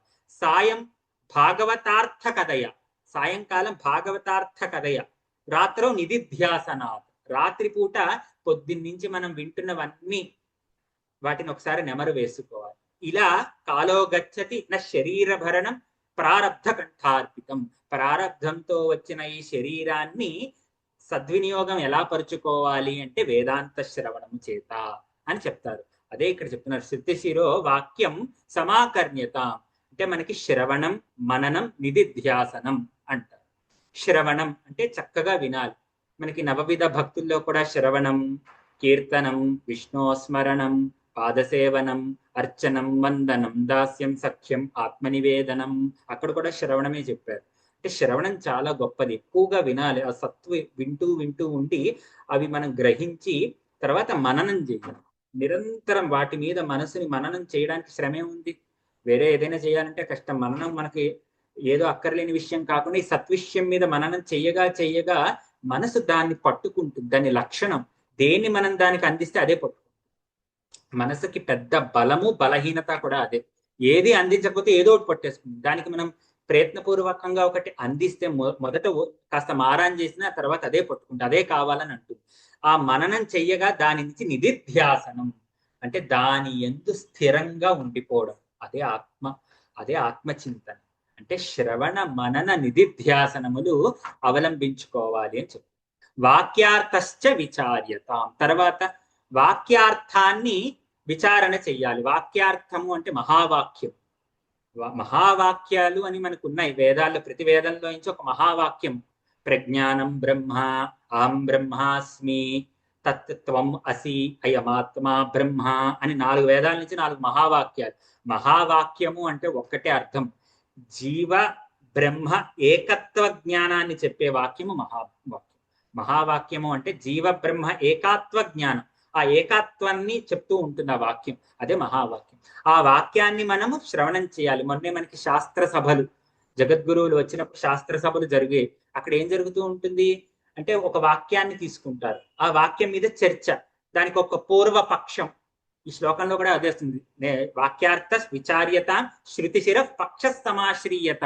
ఇందులో చెప్పినవే అక్కడ ఆచరిస్తున్నారు. ఏమని, ఒక వాక్యాన్ని తీసుకుంటారు, దానికి ఒక పూర్వ పక్షం అని పెడతారు. అంటే వాళ్ళల్లోనే ఒకరు పూర్వపక్షం ఒక ప్రమాణం చూపించి ఇది ఇందులో ఇది కాదు అని ఏదో చెప్తారు, అదే అని వీళ్ళు తర్కిస్తారు. ఆ తర్కం అంతా జరుగుతూ ఉంటుంది. వీళ్ళు వాదన అంటే ఎవరి తర్కం, కానీ అదంతా శాస్త్ర ప్రమాణంగా చేయాలి, ఏది పడితే అది చెప్పడం కాదు. అందుకే దుస్తర్కాత్ సువిరమ్యతాం శృతిమత తర్కోనుసంధీయతాం. దుస్తర్కం చేయకూడదు అంటే వితండవాదం చేయకూడదు. అందుకే శంకర భగవత్పాదులు ఇంకో చోట చెప్తారు, వృధా కంఠక్షోభం వహసి తరసా తర్కవచస. తర్కం ఎప్పుడు ఎవరితో చెయ్యాలి అంటే శృతి ప్రమాణాన్ని అనుసరించి చెప్తున్న వాడి మాట వినాలి తప్ప వాదిస్తూ కేవలం వాదించే వాడి మాటని మనం ఎప్పుడు మూర్ఖతోటి వాదించకూడదు. శృతి, అందుకే వృధా కంఠక్షోభం, నీ కంఠం నొప్పిరా ఎందుకురా వాదిస్తా ఉంటారు శంకరు, ఆ వృధా అంటారు. అసలు వృధా, అలాంటి వాళ్ళతో వాదించదు. ఎవరితోటి చెప్పాలి, శృతి మత తర్కోనుసంధీయత. నీకు ఇచ్చిన జ్ఞానాన్ని విజ్ఞానాన్ని నువ్వు శృతి ప్రమాణం చేసుకుని ఆ వాళ్ళు వేదం చెప్పిన వాక్యాన్ని ప్రమాణపూర్వకంగా నీవు తర్కంతో దాన్ని అంటే సపోర్ట్ గా ఉండాలి నీ వాదన ఎప్పుడు. దాన్ని చక్కగా అంటే మనకి తర్కం అని 2-3 చోట్ల వచ్చింది. తర్కము అంటే చెప్పాలి అంటే లాజిక్, ఆ తర్కం ఉండాలి. తర్కము నేరుగా మనకి సత్యాన్ని చెప్పలేదు. ఉదాహరణకు నేనున్నాను అన్న విషయము తల్లిదండ్రులు ఉన్నారు అని తెలియజేస్తుంది. నేనున్నానంటే నాకు తల్లిదండ్రులు ఉండాలి, నాకు తల్లిదండ్రులు ఉన్నారంటే వాళ్ళకి తల్లిదండ్రులు ఉండాలి. అలా 3-4 తరాలు ఉండాలి ఖచ్చితంగా. వాళ్ళు ఉంటేనే నేను వస్తాను. ఎవరో వచ్చి తర్కిస్తున్నారు, నీకు ముత్తాత తాతగారు లేరు కదా, వాళ్ళు లేరు, అసలు లేనే లేరు అన్నారు. అదేంటి వాళ్ళు లేకపోతే నేనున్నాగా, నేను రావాలంటే మా నాన్నగారు పైన మా తాతగారే కదా అన్న. తాతగారు నాకు కళ్ళకి కనిపించట్లే కదా అందుకు లేరు అని వాదన చేస్తున్నారు. తాతగారు లేకపోవచ్చు, కానీ నేనున్నానంటే వారు ఒకప్పుడు ఉన్నవారే. నేరుగా నేను వాళ్ళని చూపించలేకపోవచ్చు, కానీ నేనున్నాను అన్న భావన వాళ్ళు ఉండేవారు అని తెలియజేస్తుంది. అది తర్కం. అంటే పొగ వస్తోంది అంటే అగ్ని ఉంది, అగ్ని నాకు కనిపించక్కర్లేదు, కానీ పొగను చూసి అగ్ని ఉందని చెప్పేయాలి. తర్కం నేరుగా సత్యాన్ని చూపించలేకపోవచ్చు, కానీ సత్యం వైపుకే తీసుకెళ్తుంది. అంటే నేరుగా నేను మా తాతగారిని చూపించలేకపోవచ్చు. వాడిని మీ తాతగారు లేరండి అంటే ఉన్నారండి, వారి వల్లే నేను వచ్చాను అని చెప్పడానికి నేను చెప్పచ్చు, అదే సత్యం కూడా. అది మూర్ఖత్వం. లేదు అంటే మూర్ఖుడు. కానీ నేను ఎలా నిరూపిస్తాను, చూపించలేరు కాబట్టి లేరంటానా అనలేను. అంటే ఇది దుస్తర్కానికి మనం దూరంగా ఉండాలి, అలాంటి వాళ్ళతో వాదించకూడదు. మన సత్య ప్రమాణం అంటే వేదాన్ని ప్రమాణంగా చేసుకుని మనం తర్కం ఎప్పుడు అలా ఉండాలి. శీతోష్ణాది విషహ్యతాం అంటే శీత ఉష్ణ అంటే శీతోష్ణాది అంటే సుఖ దుఃఖాలు, చలి వేడి, ఇలాంటి వాటికి మనం చలించకుండా ఎప్పుడు ఇందాక మనము శ్రద్ధ, సమాధానం, ఇందాక మనం ఎన్నో షట్క సంపత్తి అనుకున్నాం. అంటే ఆ తితిక్ష అనేది ఇక్కడే శీతోష్ణాది విషహ్యత అంటే ప్రతీది స్వీకరించే గుణంగా సుఖము, దుఃఖము, చలి వేడి ఇవన్నీ సహజం. దాని కృష్ణుడు ఏం చెప్పారు? తితిక్ష, సహనంగా వాటి యందు ప్రయాణం చేయి అని చెప్పారు. అలా మనం వీటిని నతు వృథా వాక్యం సముచ్చార్యతాం. మన వాక్యం, మన మాట ఎప్పుడు వృథా ఏదో మాట్లాడాలి కదా అని మాట్లాడుతూ ఉండకూడదు. మనం మాట్లాడే మాటకి ఒక ప్రయోజనం ఉండాలి. ఇందాక అనుకున్నాం కదా, సత్యం బ్రూయాత్, ప్రియం బ్రూయాత్, న బ్రూయాత్ సత్యమ ప్రియం అని చెప్పుకుంటున్నాం. కాబట్టి మన వాక్యానికి ఎప్పుడు అలా ఉండాలి. నెక్స్ట్ మనం ఏం చేయాలి? తర్వాత ఏం చేయాలి? మనం బ్రహ్మాస్మీతి విభావ్యత అంటే బ్రహ్మ భావన నిరంతరము భావన చేస్తూ ఉండాలి. అహం బ్రహ్మాస్మి, బ్రహ్మాస్మీతి అంటే బ్రహ్మ అస్మి ఇతి, నేనున్నాను. ఉన్నాను అంటే నేనే, నేనున్నాను అనగానే ఉన్నాను. నువ్వు భోజనం చేశావా అని ఎవరైనా అడిగితే మనం ఏం చెప్తాం? నేను భోజనం చేశాను అని చెప్పం, భోజనం చేశాను అంటాం. భోజనం చేశాను అంటే నేనే, నేనే చేశా కాబట్టి భోజనం చేశాను అంటున్నాం. అందుకు నేను అని ప్రతిసారి చెప్పక్కర్లేదు, అది అర్థం అవుతుంది. అలాగే అహం బ్రహ్మాస్మిని ఏం చెప్తున్నారు? బ్రహ్మాస్మీతి అంటే బ్రహ్మము, బ్రహ్మ భావన తెచ్చుకోవాలి, నిరంతరం బ్రహ్మ భావన తెచ్చుకోవాలి. దీన్ని భ్రమర కీటక న్యాయం ద్వారా, అంటే భ్రమరం ఒక పురుగుని తీసుకొచ్చి ఒక గూట్లో పెట్టి దాని చుట్టూ జంకారాల నాదం చేస్తూ ఉంటుంది. దాన్ని ఎక్కడ తినేస్తుందా అని భయంతో అది అలాగే కూర్చుని ఉంటుంది. దాన్ని ఎక్కడైనా తినేస్తుందేమో అని ఎటు తల అటు ఇటు తిప్పకుండా భ్రమరం కేసే చూస్తూ అది చెప్తున్న నాదం కేసే వింటూ ఇది భ్రమరంగా మారిపోతుంది అంటారు భ్రమర కీటక న్యాయం. అలా మన మనసుకి అజ్ఞానం త్యజ హే మనోపిచ సద్భావన అంటే బ్రహ్మాత్మ సద్భావనాత్. ఆ బ్రహ్మము సత్వస్తువు, మనం చెప్పేది అసత్యం కాదు. మనం బ్రహ్మము అని మనకి మనం చెప్పుకోవడము అది ఎప్పుడు చేయాలి. చాలా మంది అంటారు బలహీనంగా ఉన్న వారిని మనం ఒక సైకియాట్రిస్ట్ తీసుకెళ్తే నేను చాలా అఫర్మేషన్స్ రాయమంటారు. నాకు భయం లేదు, నాకు చాలా బలము, నాకు ధైర్యం ఎక్కువ, ఇలా రోజు 10 సార్లు రాసుకోండి, రాసుకుని అలాగే మననం చేసుకుంటే అది జరుగుతూ ఉంటుంది అని. అది సత్యమే, కాదని అనట్లేదు. కానీ అందులో తర్కం అంటే అది నిజంగా జరుగుతుందా జరగదా ఇవన్నీ చాలా చర్చ చెయ్యొచ్చు దాని మీద. కానీ ఇది అలాంటిది కాదు. ఆత్మ సత్యం, సత్వస్తువు, వేదాలు, ఉపనిషత్తులు సమస్త అందరూ చెప్తున్న విషయం.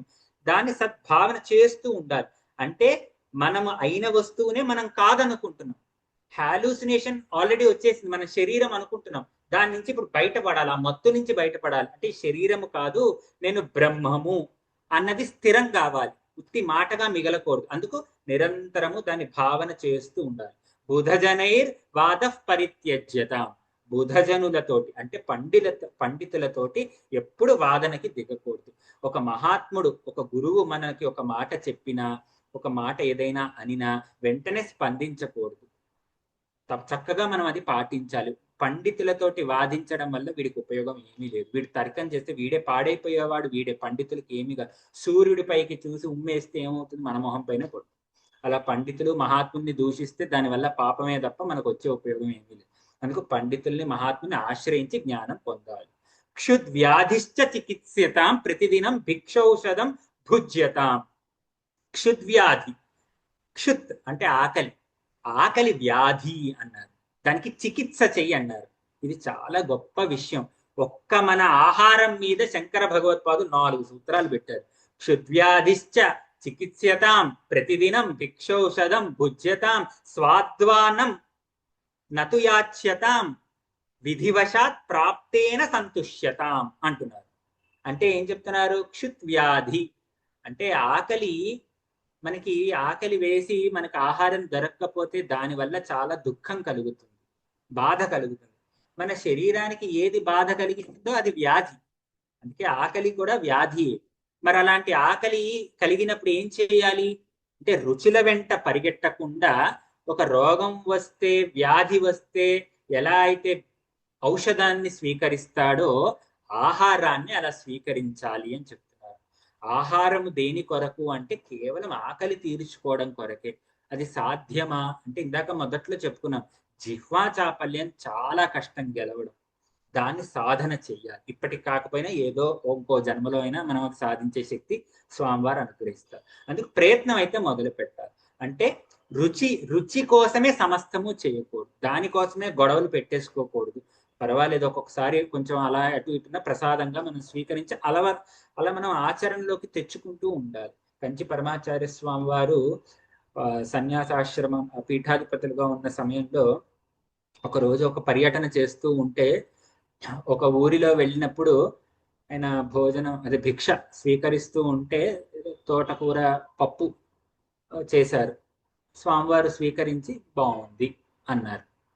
అంతే, మామూలుగా అన్నారు. ఆయన ఆయన ఉద్దేశం మా చాలా సామాన్యంగా బాగుంది అన్నారు. అంతే. శిష్య పరంపర అంతా స్వామివారికి తోటకూర పప్పు బాగుంది అంటున్నారని ఏం చేశారు, అక్కడ ఉన్న జన పరివారానికంతా తోటకూర రోజు తెప్పించండి అని కబురు చేశారు. ప్రతిరోజు తోటకూర పప్పే. మొదటి రోజు తోటకూర పప్పు, రెండు రోజు తోటకూర పప్పు, ప్రతి పూట అదే పెడుతున్నారు. స్వామివారికి అనుకున్నారు ఇదేమి ప్రతి పూట తోటకూర పెడుతున్నారు అని. అడిగారు ఏమిటి సంగతి అని. ఏం లేదు స్వామి, మీకు తోటకూర అంటే ఇష్టం అని చెప్పాము, అందుకు అందరూ పరివారాలంతా బోల్డ్ బోల్డ్ కట్టలు తెచ్చేస్తున్నారు, అందుకు రోజు అదే వండి పెడుతున్నామని. ఆయన మహాత్ములు, నడిచే దైవం, ఆయన ఏం మాట్లాడలేదు. అవునా అలాగా అని చెప్పి వెళ్ళిపోయారు. భిక్ష స్వీకరించలేదు మొదటి రోజు. రెండో రోజు మళ్ళీ భిక్ష స్వీకరించలేదు. శ్రీకార్యం వారు చూస్తున్నారు, ఏంటి మహాస్వామి వారు 3 రోజులు అవుతోంది, 4 రోజులు అవుతోంది, భిక్ష స్వీకరించట్లేదు, ఏం చేస్తున్నారు అని. గోశాలకు వెళ్ళి గోమయాన్ని నోట్లో వేసుకుంటున్నారు కాస్త. అదేం స్వామి, ఏం జరిగింది, ఏమైనా అపరాధం జరిగిందా? నేను ఎక్కడికైనా పర్యటనకి వెళితే నా పేరు అందరికీ తెలియకపోవచ్చు, నన్ను అందరూ శంకరాచార్య అని సంబోధిస్తూ ఉంటారు. రేపు జనాలలోకి వెళ్ళి జిహ్వ చాపల్యం ఉండకూడదని నేనే చెప్పాలి అనుగ్రహ భాషణంలో. కానీ నేను వెళితే ఆ ఊరిలో తోటకూర దొరకలేకపోతే, ఈ స్వామి ఎక్కడ దొరికాడు రా బాబు, తోటకూర ఉంటే తప్ప ముద్ద దిగదంట అని వాళ్ళు ఎక్కడి నుంచి తీసుకొస్తారు ఈ తోటకూరని? చెప్పేదేమో ఇంద్రియ నిగ్రహము, మనో నిగ్రహము, తోటకూర లేకపోతే ముద్ద దిగదు అని అందరూ అనుకుంటారంటే ఈ జిహ్వ నోరు జారి బాగుంది అంది, అందుకు దాన్ని 5 రోజుల నుంచి గోమయంతో శుద్ధి చేస్తున్నాను అన్నారు. అది మహా. అంటే ఆ స్థితికి వెళ్ళాలి అంటే మనం ఆ స్థితిలో లేకపోయినా దాన్ని ప్రయత్నపూర్వకంగా రుచులు వెంట పరిగెట్టకుండా ప్రసాదంగా స్వీకరించాలి, ఔషధం వలె స్వీకరించాలి అని శంకర భగవత్పాదులు చెప్తున్నారు. అలాగే మనకి ఔదాసీన్యం అంటే మనకి స్వాధ్యన్యం శీతోష్ణాది విశహ్యతాం నతు వృధా వాక్యం సముచ్చారితం. ఇందాక కింద వాక్యం చెప్పి ఇప్పుడు పై వాక్యం చెప్తున్నాను. ఔదాసీన్యం అభీప్స్యతాం జనకృపా నైష్ఠుర్యముత్సృజ్యతాం. ఔదాసీన్యం అంటే ఉదాసీన భావం కలగాలి. ఉదాసీనత అంటే ఏదో విరక్తి భావంతో ఏం పట్టినా నాకు ఎందుకులే అని ఉండడం కాదు. ఉదాసీనత అంటే రాగద్వేషాలు లేకుండా ఉండటం. అందరినీ అవతల వ్యక్తి ఎలా ఉన్నాడో అలా వాళ్ళని అనుకుంటూ మనం ప్రేమించడం, ఆ స్థితి పొందాలి. అది చెప్పేంత సులువు కాదు. అంటే మనం ఎవరు ఎలా ఉన్నారో వాళ్ళని అలా యాక్సెప్ట్ చేయడం నేర్చుకోవాలి. ఉదాసీన భావం, ఒక దాని పట్ల విపరీతమైన రాగము, ఒకరి పట్ల విపరీతమైన ద్వేషము ఎప్పుడూ ఉండకూడదు. అలాంటి ఉదాసీన భావాన్ని మనం అవలంబించుకోవాలి. భగవద్గీతలో కూడా కృష్ణుడు అదే చెప్తాడు. ఉదాసీనత అనేది ఒక గొప్ప లక్షణం, అది మనం ప్రయత్నపూర్వకంగా తెచ్చుకోవాలి. జనకృప నైష్ఠుర్యముత్సృజ్యత. జనకృప, ఒకరు మన పట్ల జాలి చూపించాలి అని మనం అపేక్షించకూడదు. అలాగే ఎవరైనా మన పట్ల నైష్ఠుర్యంగా అంటే కఠినంగా మాట్లాడినా మనం బెంగ పెట్టుకుని బాధపడకూడదు. అందుకే లోకుల్ ననుగని మెచ్చని అలుగని చీకాకుంబడని మూకీభావంబునందు త్రిట్టని త్రోయని నీ కృప ఉంటే అంతే చాలు శంకర అంటారు దూర్జటి. అంటే లోకులే ఒక్కొక్కసారి మనకి నచ్చిన పని చేస్తే మెచ్చుకుంటారు లేదా తిడతారు. అలాంటి వాళ్ళ కోసం మనం ఎప్పుడు మన మనసుని పాడు చేసుకోకూడదు. మనం ధర్మంగా ఉన్నామా లేదా, అదే మనకి ప్రమాణం. మహాత్ములు మనల్ని చూసి మెచ్చుకుంటారా? భగవంతుడు రేపు పూజా మందిరంలోకి వెళితే భగవంతుడు వీడొచ్చాడు అని మనకేసి ప్రసన్నంగా చూస్తాడా? అంతవరకే. అదే మనకెప్పుడు ప్రమాణం. మనం భగవంతుడి వైపు చక్కగా వెళ్ళి నేను రేపు పూజ గదిలో దేవుడు ఎదురుగుండా కూర్చుని పూజ చేయగలనా, లేదా తలదించుకునే పని ఏదైనా చేశానా, ఎవరి మనస్సైనా నొప్పించానా, ఎవరికైనా కష్టం కలిగించానా, ఇవి మనం ఆలోచించుకుంటూ మన జీవితాన్ని సాగించాలి. అది మనకి ఇందులో చెప్తున్న ప్రబోధం. ఏకాంతే సుఖమాస్యత. ఏకాంతము అంటే ఏకాంతాన్ని ప్రేమించాలి. ఇందులో మనకి ఏకాంతము, ఒంటరితనము రెండు ఉన్నాయి పదాలు. ఏకాంతం అంటే అర్థం ఏంటంటే ప్రపంచం వద్దు అనుకుని సంతోషంగా ప్రపంచాన్ని విడిచిపెడితే ఏకాంతం. ప్రపంచం నన్ను విడిచిపెట్టిందని దుఃఖపడితే ఒంటరితనం. మనం ప్రపంచాన్ని విడిచిపెడితే ఏకాంతం. ప్రపంచం మనని విడిచిపెట్టిందని బాధపడితే ఒంటరితనం. ఇక్కడ చెప్తోంది ఏకాంతం. ఏకాంతాన్ని సుఖం, ఏకాంతే సుఖమాస్యత అంటే ఏకాంతములో సుఖాన్ని అంటే అక్కడ మనం ఉండగలగాలి, ఆ ఏకాంతాన్ని ఆస్వాదించాలి. ఎలా అంటే మనకి ఇప్పుడు ఇందాక మొదట్లో చెప్పుకున్నాం, మనకి సమయం ఉంటుంది, సమయం లేకుండా ఎవ్వరికీ ఉండదు. ఆ సమయాన్ని సచ్చింతన, మనతో వివేకానందులే ఒక మాట చెప్తారు, ప్రతిరోజు నీతో నువ్వు 10 నిమిషాలైనా మాట్లాడుకో, otherwise you are going to miss a meeting with an important person అంటారు వివేకానందుడు అమెరికాలో చెప్తూ. అంటే మనతో మనం ఎప్పుడు మాట్లాడుకుంటూ ఉండాలి. అది ఎప్పుడు ఆ సింహావలోకనం. మనం ఎలా, అందుకే ఇందాక కూడా రాత్రో నిధిధ్యాసన, రాత్రిపూట కాసేపు అసలు మనం ఏం చేసాం, ఈ రోజు మన వల్ల సత్కార్యాలు ఏం జరిగాయి, ఎవరి పట్లైనా మనం తప్పుగా ప్రవర్తించామా, ఎవరి మనస్సైనా బాధ పెట్టామా, మన వల్ల ఎవరికైనా ఇబ్బంది కలిగింది, రేపు ఇది మనం చేయకుండా ఏం చెయ్యొచ్చు, ఇదే సంఘటన మళ్ళీ రేపు వస్తే ఏం చెయ్యాలి, దీని నుంచి నేను ఎలా బయటపడాలి, అలా మనకి ప్రతిరోజు మనకి మనమే తర్ఫీదు ఇచ్చుకుంటూ దీనికి బయటపడాలి. అలా మన ఏకాంతే సుఖమాస్యతం పరితర చేత సమాధీయత అంటే మెట్లు పెరిగే కొద్దీ గహనం అవుతూ ఉంటుంది సబ్జెక్ట్. ఏం చెప్తున్నారు, పరతర చేత సమాధీయత, మన మనస్సుని పరమాత్మ యందు సమాధీయత నిలపాలి. పూజ అందుకే వచ్చింది. పూజ ఎందుకు వచ్చిందంటే మా కృతజ్ఞతని ఆవిష్కరించడం కోసమే పూజ. మన మనసుని భగవంతుడికి ఏదో రకంగా పెట్టాలి ఆయన పట్ల. శివానంద లహరిలో అన్ని శ్లోకాలు శంకర భగవత్పాదులు ఏదో రకంగా మనసుని భగవంతుని పాదాల మీద పెట్టడానికే ప్రయత్నం అంతా. ఏదో రకంగా స్వామి మనసు నువ్వు కోతిలా అనుకో, కోతిలా అంటుంది, అది ఇటు తిరుగుతుంది అటు తిరుగుతుంది, దాన్ని నీతో నువ్వు భిక్షువి కదా, నువ్వు దాన్ని పట్టుకుని కట్టేసుకుని తీసుకెళ్ళిపో, అలా ఏదో రకంగా భగవంతుడికి ఆ మనసుని ఎలా నిలపాలి అన్నదే సాధన. మన సాధన అంతా, ఈ మొత్తం సాధనా పంచకం అంతా ఒక వాక్యంలో చెప్పాలి అంటే మన మనస్సుని భగవంతుని పాదాల మీద పెట్టడమే సాధన. అది ఎలా చెయ్యాలి అన్నదే భగవత్పాదాచార్యులు మనకి ఇన్ని చెప్తున్నారు. ఇందులో ప్రతిదీ, ఇందులో ఏదో ఒక్కటి కాదు, అన్నీ తీసుకోవాలి. అన్నిట్లోనూ ప్రతి దాంట్లోనూ కాలు పెట్టేస్తే అని అంటాం, ఇందులో అన్నిట్లోనూ కాలు పెట్టాలి. ప్రతి దాంట్లోనూ పెడితేనే తప్ప మనం ముందుకు వెళ్ళలేం. అలా ఏకాంతే సుఖమాస్యతాం పరతరే చేత సమాధీయతాం పూర్ణాత్మ సుసమీక్షతాం. సమీక్ష అంటే పరిశీలించడం, సుసమీక్ష అంటే చాలా బాగా పరిశీలించాలంట. ఏంటి?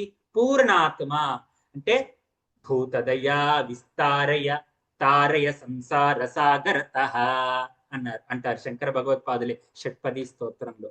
అంటే ఎలా ఉండాలి మన జీవితం? అవినయమపనయ విష్ణోః శమయ మనః తమయ విషయ మృగతృష్ణాం భూతదయా విస్తారయ తారయ సంసార సాగరతః అంటారు. అంటే అవినయం అంటే గర్వాన్ని పరిత్యజించాలి. ఇందాక మనం బ్రహ్మాస్మీతి విభావ్యతాం అహరహర్ గర్వ పరిత్యజ్యతాం అన్న ఒక సూత్రం కూడా అక్కడ ఉంటుంది.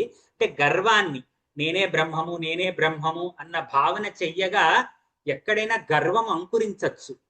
ఆ గర్వాన్ని పరిత్యజించాలి. అంటే గర్వం ఎప్పుడు ఎలా పోతుంది అంటే గర్వేతు భంగేక్షణాత్ అంటే మనకి జరిగిన సంఘటనలు, కథలు, పురాణాలు, ఎంతో మంది గర్వంతో ఎంతో కారే రాజులు రాజ్యములు గెలువరే గర్వోన్నతిని పొందరే వారేరి సిరి మూటగట్టుకొని పోవంజాలరే భూమిపై పేరైనాగలదే శిబి ప్రముఖులన్ ప్రీతిని ఇషక్కాములై ఏరే కోరికలు వీరలన్ మరిచరి కాలమునన్ భార్గవ అంటారు పోతన గారు. అంటే మనం ఆ గర్వాన్ని పరిత్యజించాలి. ప్రతి క్షణం మనం గురువు పాదాలని ఆశ్రయించి గర్వాన్ని దూరం పెట్టి భూతదయా విస్తారయ అందరినీ ఆ దయా హృదయంతో చూడటం. ఆ పూర్ణత్వం అంటే మనము ఆత్మస్వరూపము, మనలో ఉన్న చైతన్యమే అందరిలోనూ ఉన్నది అన్న భావనలో స్థిరపడాలి. జగదిదం తద్బాధితం దృశ్యతాం. జగద్ ఇదం ఈ జగత్తు ఆత్మ చైతన్యం, ఆత్మ వస్తువు చేత కనిపిస్తోంది. అందుకే మనకి ఒక సినిమా ఒక దానికి వెళితే, ఒక చలనచిత్రానికి వెళితే పైన ప్రకాశం పడుతూ ఫిలిం నడుస్తూ ఉంటుంది. ఎదురుకుంటే తెర పైన ఈ ప్రకాశం ఆ ఫిలిం పైన పడితే మనకి చిత్రం కనిపిస్తూ ఉంటుంది. నిజానికి చిత్రం లేదు, ఈ ప్రకాశము ఆ ఫిలిం పైన పడ్డం వల్లే చిత్రం కనిపిస్తుంది. దీన్నే మనకి దక్షిణామూర్తి స్తోత్రంలో విశ్వం దర్పణ దృశ్యమాన నగరి తుల్యం నిజాంతర్గతం పశ్యన్నాత్మని మాయయా బహిరివోద్భూతం యథా నిద్రయ యస్ సాక్షాత్ కురుతే ప్రబోధ సమయే స్వాత్మానమేవాద్వయం తస్మై శ్రీ గురుమూర్తయే నమ ఇదం శ్రీ దక్షిణామూర్తయే అంటారు.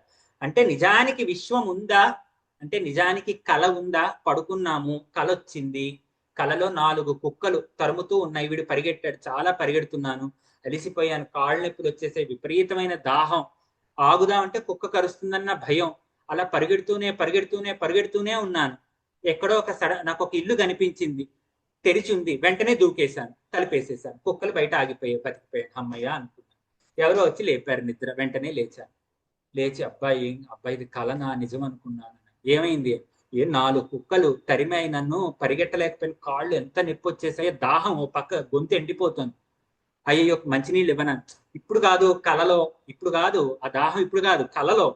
మరి కళలో అది కళని తెలీదు కాబట్టే పరిగెట్టాను. కళలో ఉన్నంతసేపు అది యథార్థం, మెలకువ వచ్చాక అది అసత్యం. అందుకే శంకర భగవత్పాదులు బ్రహ్మ సత్యం జగత్ అసత్యం అని చెప్పలేదు. అసత్యం అంటే ఇప్పుడు నేను వాదిస్తా, అసత్యం ఎందుకు, నన్ను కొడితే దెబ్బ తగులుతోంది, నొప్పి నేను భరిస్తున్నా, ఇది అసత్యం ఎలా అయింది? నిజంగా దెబ్బ తగులుతుంటే నొప్పి నా అనుభవంలో ఉంది, అసత్యం అని ఎలా చెప్తారు అని అనగలను. అందుకే శంకరాచార్యులు అన్నారు, కళలో కుక్క తరుముతోంది అన్నావు, పరిగెట్టానన్నావు, నీకు నొప్పి వచ్చింది, దాహం వేసింది, అదంతా నీ అనుభవంలో నిజమేనా? నిజమే. మెలకు వచ్చింది, ఇప్పుడు నిజంగా అది అబద్ధం, అదేం లేదు, అది అసత్యం. అంటే కళలో ఉన్నంతసేపు సత్యం, మెలకువగా ఉంటే అసత్యం. ఇప్పుడు నీకు కనిపిస్తోంది, అజ్ఞానంలో ఇదంతా సత్యముగా గోచరిస్తోంది. దీనికంటే పెద్ద స్థితికి వెళితే, తుర్యావస్థకి వెళితే, అంటే సబ్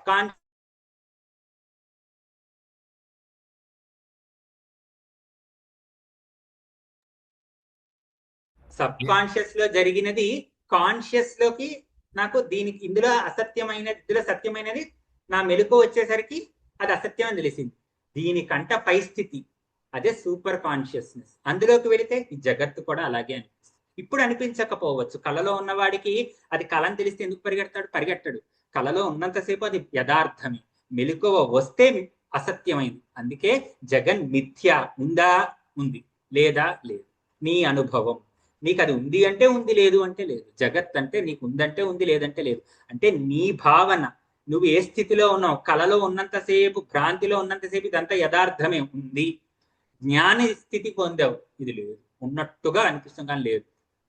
అది మనకి పూర్ణాత్మ సమీక్షితం జగదిదం తద్బాధితం దృశ్యతం ప్రాకర్మ ప్రవిలాప్యత చితి బలాన్ నాప్యుత్తరై శ్లిష్యత.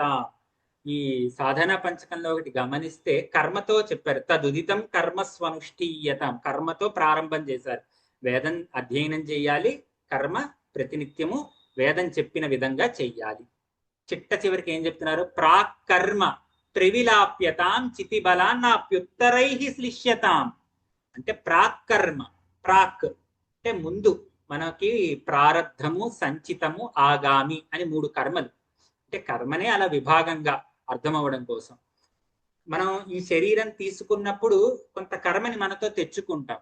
ఆ కర్మని ఈ శరీరం ఉన్నంతసేపు మనం అనుభవిస్తూ ఉంటాం. ఆ ప్రారంభం అయిపోతే శరీరాన్ని విడిచిపెట్టేస్తాం. కానీ మనం ఇంకా ఎన్నో జన్మల కర్మ వెనకాల ఉంది, అది పై జన్మలకి కారణం అవుతుంది. ఆ వెనక ఉన్న ఆ కర్మనంతా సంచితం అంటారు. అంటే ఎంతో ఉన్న కర్మలో నేను కాస్త తెచ్చుకున్నాను, ఆ తెచ్చుకున్నది ప్రారంధం, ఇంకా ఉండిపోయిందంతా సంచితం. కానీ ఇప్పుడు ఈ ప్రారంధాన్ని అనుభవిస్తూ నేను కర్మ చేస్తున్నాను. కర్మ చేయకుండా ఉండలేము అని అనుకున్నాం కదా. ఇప్పుడు కర్మ చేస్తే మళ్ళీ దీనికి ఏదో ఫలితం ఉంటుంది, అది ఆగామి. అంటే ఇప్పుడు ప్రారంధాన్ని అనుభవిస్తూ కర్మలు చేస్తూ కొత్తగా కర్మ ఫలితాలని తెచ్చుకునేది ఆగామి. మునుపు ఉన్నదంతా సంచిత. ఇప్పుడు ఆత్మజ్ఞాని స్థితి పొందిన వాడికి ఏమవుతుంది? ఆత్మజ్ఞానం జ్ఞానాగ్ని దగ్ధ కర్మాణం అన్నారు. అంటే జ్ఞానము చేత కర్మలు దగ్ధం అవుతాయి. ఏ కర్మ? సంచితం దగ్ధం అయిపోతుంది, ఆగామి దగ్ధం అయిపోతుంది, ప్రారంధం అనుభవించవలసినదే. దీన్నే శంకర భగవత్పాదులు ఒక ఉదాహరణతో చెప్తారు. ధనస్సు, ఒక అమ్ముల పొదిలో ఎన్నో బాణాలు ఉన్నాయి, వాడు వెయ్యాలా వద్దా అన్నది వాడి చేతుల్లో ఉంది. వెయ్యొచ్చు, వేయకపోవచ్చు. దాన్ని మనం వెయ్యొద్దు అంటే దాన్ని పక్కకు పెట్టేద్దాం. ఒక బాణాన్ని సంధించాడు కానీ ఇంకా విడిచిపెట్టలేదు, బాణం వెయ్యొద్దు, అది కూడా పక్కకు పెట్టేశాడు. కానీ అప్పటికే ఒక బాణాన్ని విడిచిపెట్టేశాడు, దాన్ని ఆపేయి, దానికి ఆపలేదు. అది ప్రారంధం. అంటే అది విడిచిపెట్టిన బాణం ప్రారంధం, దాన్ని ఎవరు ఆపలేరు. సంచితాన్ని ఆగామిని దగ్ధం చేస్తుంది, ప్రారంధాన్ని అనుభవించవలసిందే. మహాజ్ఞాని జీవన్ముక్తుడు ఎవరైనా సరే ప్రారంధాన్ని అనుభవించవలసిందే. ప్రారంధం ఉండడం వల్ల మనకే లాభం.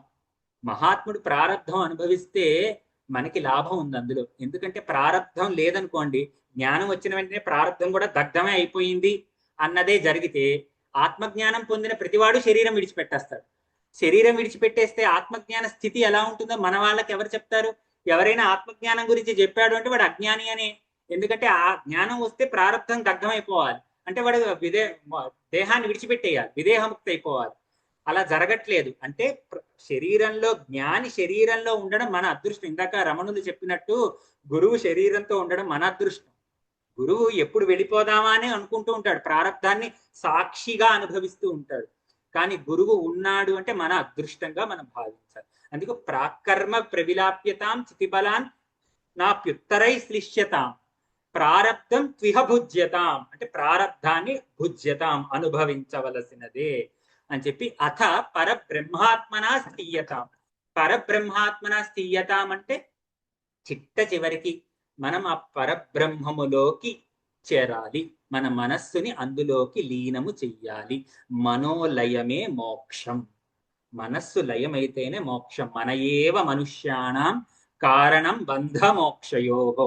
మనస్సే బంధనానికి మోక్షానికి కారణం. ఆ మనస్సుని లయం చెయ్యడమే మన యొక్క సాధనా పంచకం. ఈ 5 శ్లోకాలని శంకర భగవత్పాదులు చెప్తూ, యశ్లోక పంచకమిదం పఠతే మనుష్య. ఎవరైతే ఈ 5 పంచరత్నాలు, ఈ 5 శ్లోకాలని నిత్యము పఠిస్తారో ఏం ఫలితం చెప్తున్నారు దీనికి? సంచింతయత్యనుదినం స్థిరతాం ఉపేత్య. నిరంతరము దీని సంచింతనం, బాగా సమ్యక్ చింతన సంచింతన అంటే నిరంతరము చాలా బాగా దీని మననము చేసుకుంటూ ఉండడము వల్ల స్థిరత ఉపేత్య, వాడికి స్థిరత్వం పొందుతాడు. అంటే స్టెబిలిటీ, వాడికి స్థిరం వస్తుంది. అంటే మనసు స్థిరపడుతుంది. ఆ మనస్సుని స్థిరపరచడమే ఇందాక మనం ఆధ్యాత్మిక సాధన యొక్క గమ్యం ఏంటి, లక్ష్యం ఏంటి అంటే మనస్సుని స్థిరం చెయ్యడం. ఆ మనోలయం చేయాలంటే ముందర స్థిరంగా ఉంటేనే లయం చేయగలం. దానికే ఇది. తస్యాశు సంస్కృతి దవానల తీవ్ర ఘోర తాప ప్రశాంతి ముపయాతి చితి ప్రసాదాత్ అన్నారు. అంటే తస్యాశు, తస్య ఆశు, ఆశు అంటే శీఘ్రముగా, సంస్కృతి దవానల తీవ్ర ఘోర తాప, ఈ సంసార భ్రమణ పరితాపోపశమనం అంటారు శంకరులు శివానందలహరిలో. అలాంటి సంసార దవానల నుండి మనకి తీవ్రమైన తాపాన్ని పోగొట్టి ప్రశాంతత ఉపయాతి, ప్రశాంతత పొందుతాడంట. ఆ తాపము పోవడమే గమ్యం. అందుకే జగద్గురువులు కూడా గరుడ గమన తవ చరణ కమల మిహ మనసి లసతు మమ నిత్యం అని చెప్తూ, మమ పాపమపా కురుదేవ మమ తాపమపా కురుదేవ అన్నారు. అంటే మమ పాప అప తీసి, మమ తాప తీసే, పాపము తాపము తీయడమే ఆధ్యాత్మిక సాధన అంతిమ లక్ష్యం. అదే మోక్షానికి కారణం. అది మన ఈ సాధనా పంచకం, ఈ 5 శ్లోకాలు నిత్యము మనం చదివి నేర్చుకుని కంఠమాలగా కంఠస్థం చేసి నిత్యము మన సాధనలో ఉపయోగించుకుంటూ ఒక్కొక్క మెట్టు ఎక్కుతూ ఆ మోక్షం అనే పరమధామాన్ని, ఆ పరమాత్మలో ఐక్యం అవ్వడానికి ఇది మనకి జగద్గురువులు అందించిన బృహత్ గ్రంథం, చక్కటి గ్రంథం. చక్కగా మనకి సూత్రాలన్నిటినీ ఇచ్చారు. అందుకు నాకు మరొక్కసారి గురువు యొక్క పాదాలను శిరస నమస్కరిస్తూ స్వస్తి. ఆద్యంతం ఎంతో హృదయంగా చక్కగా చక్కటి ధారణా పటిమతో అన్ని చోట్ల చక్కగా స్పృశిస్తూ, ఎక్కడైతే ఎటువంటి సామాన్యులకి అందరికీ అర్థమయ్యేటట్టుగా ఎక్కడైతే ఉదాహరణలు, అదే రకంగా దానికి అతి సులభంగా అర్థం అవ్వడానికి దానికి ఏవైతే సపోర్టివ్ స్టేట్మెంట్ అంటాం కదా, అవన్నీ కూడా చక్కగా మిళితం చేస్తూ ఎంతో చక్కగా సాగింది ఆయన.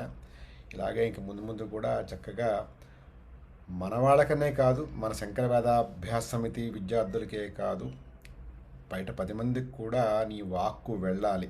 వేదమాత అనుగ్రహంతో చక్కగా దీన్ని ప్రవృత్తిగా స్వీకరించి ఎంత వీలైతే అంత ముందుకు వెళ్ళాలని వేదమాత అనుగ్రహంతో పాటు నా ఆశీస్సు కూడా ఇస్తూ చక్కగా ముందుకు వెళ్ళిన ఆయన చాలా ఆనందంగా ఉంది. ఎందుకంటే నేను మొదటిసారి ప్రత్యక్షంగా వినడం, ఇంతకుముందు గతంలో రికార్డింగ్లు అక్కడ ఇక్కడ అడపదడపా చేసినవి విన్నా కానీ కూడా ఇది వింటుంటే ఇంకా ఆనందానికి హద్దులు లేవు.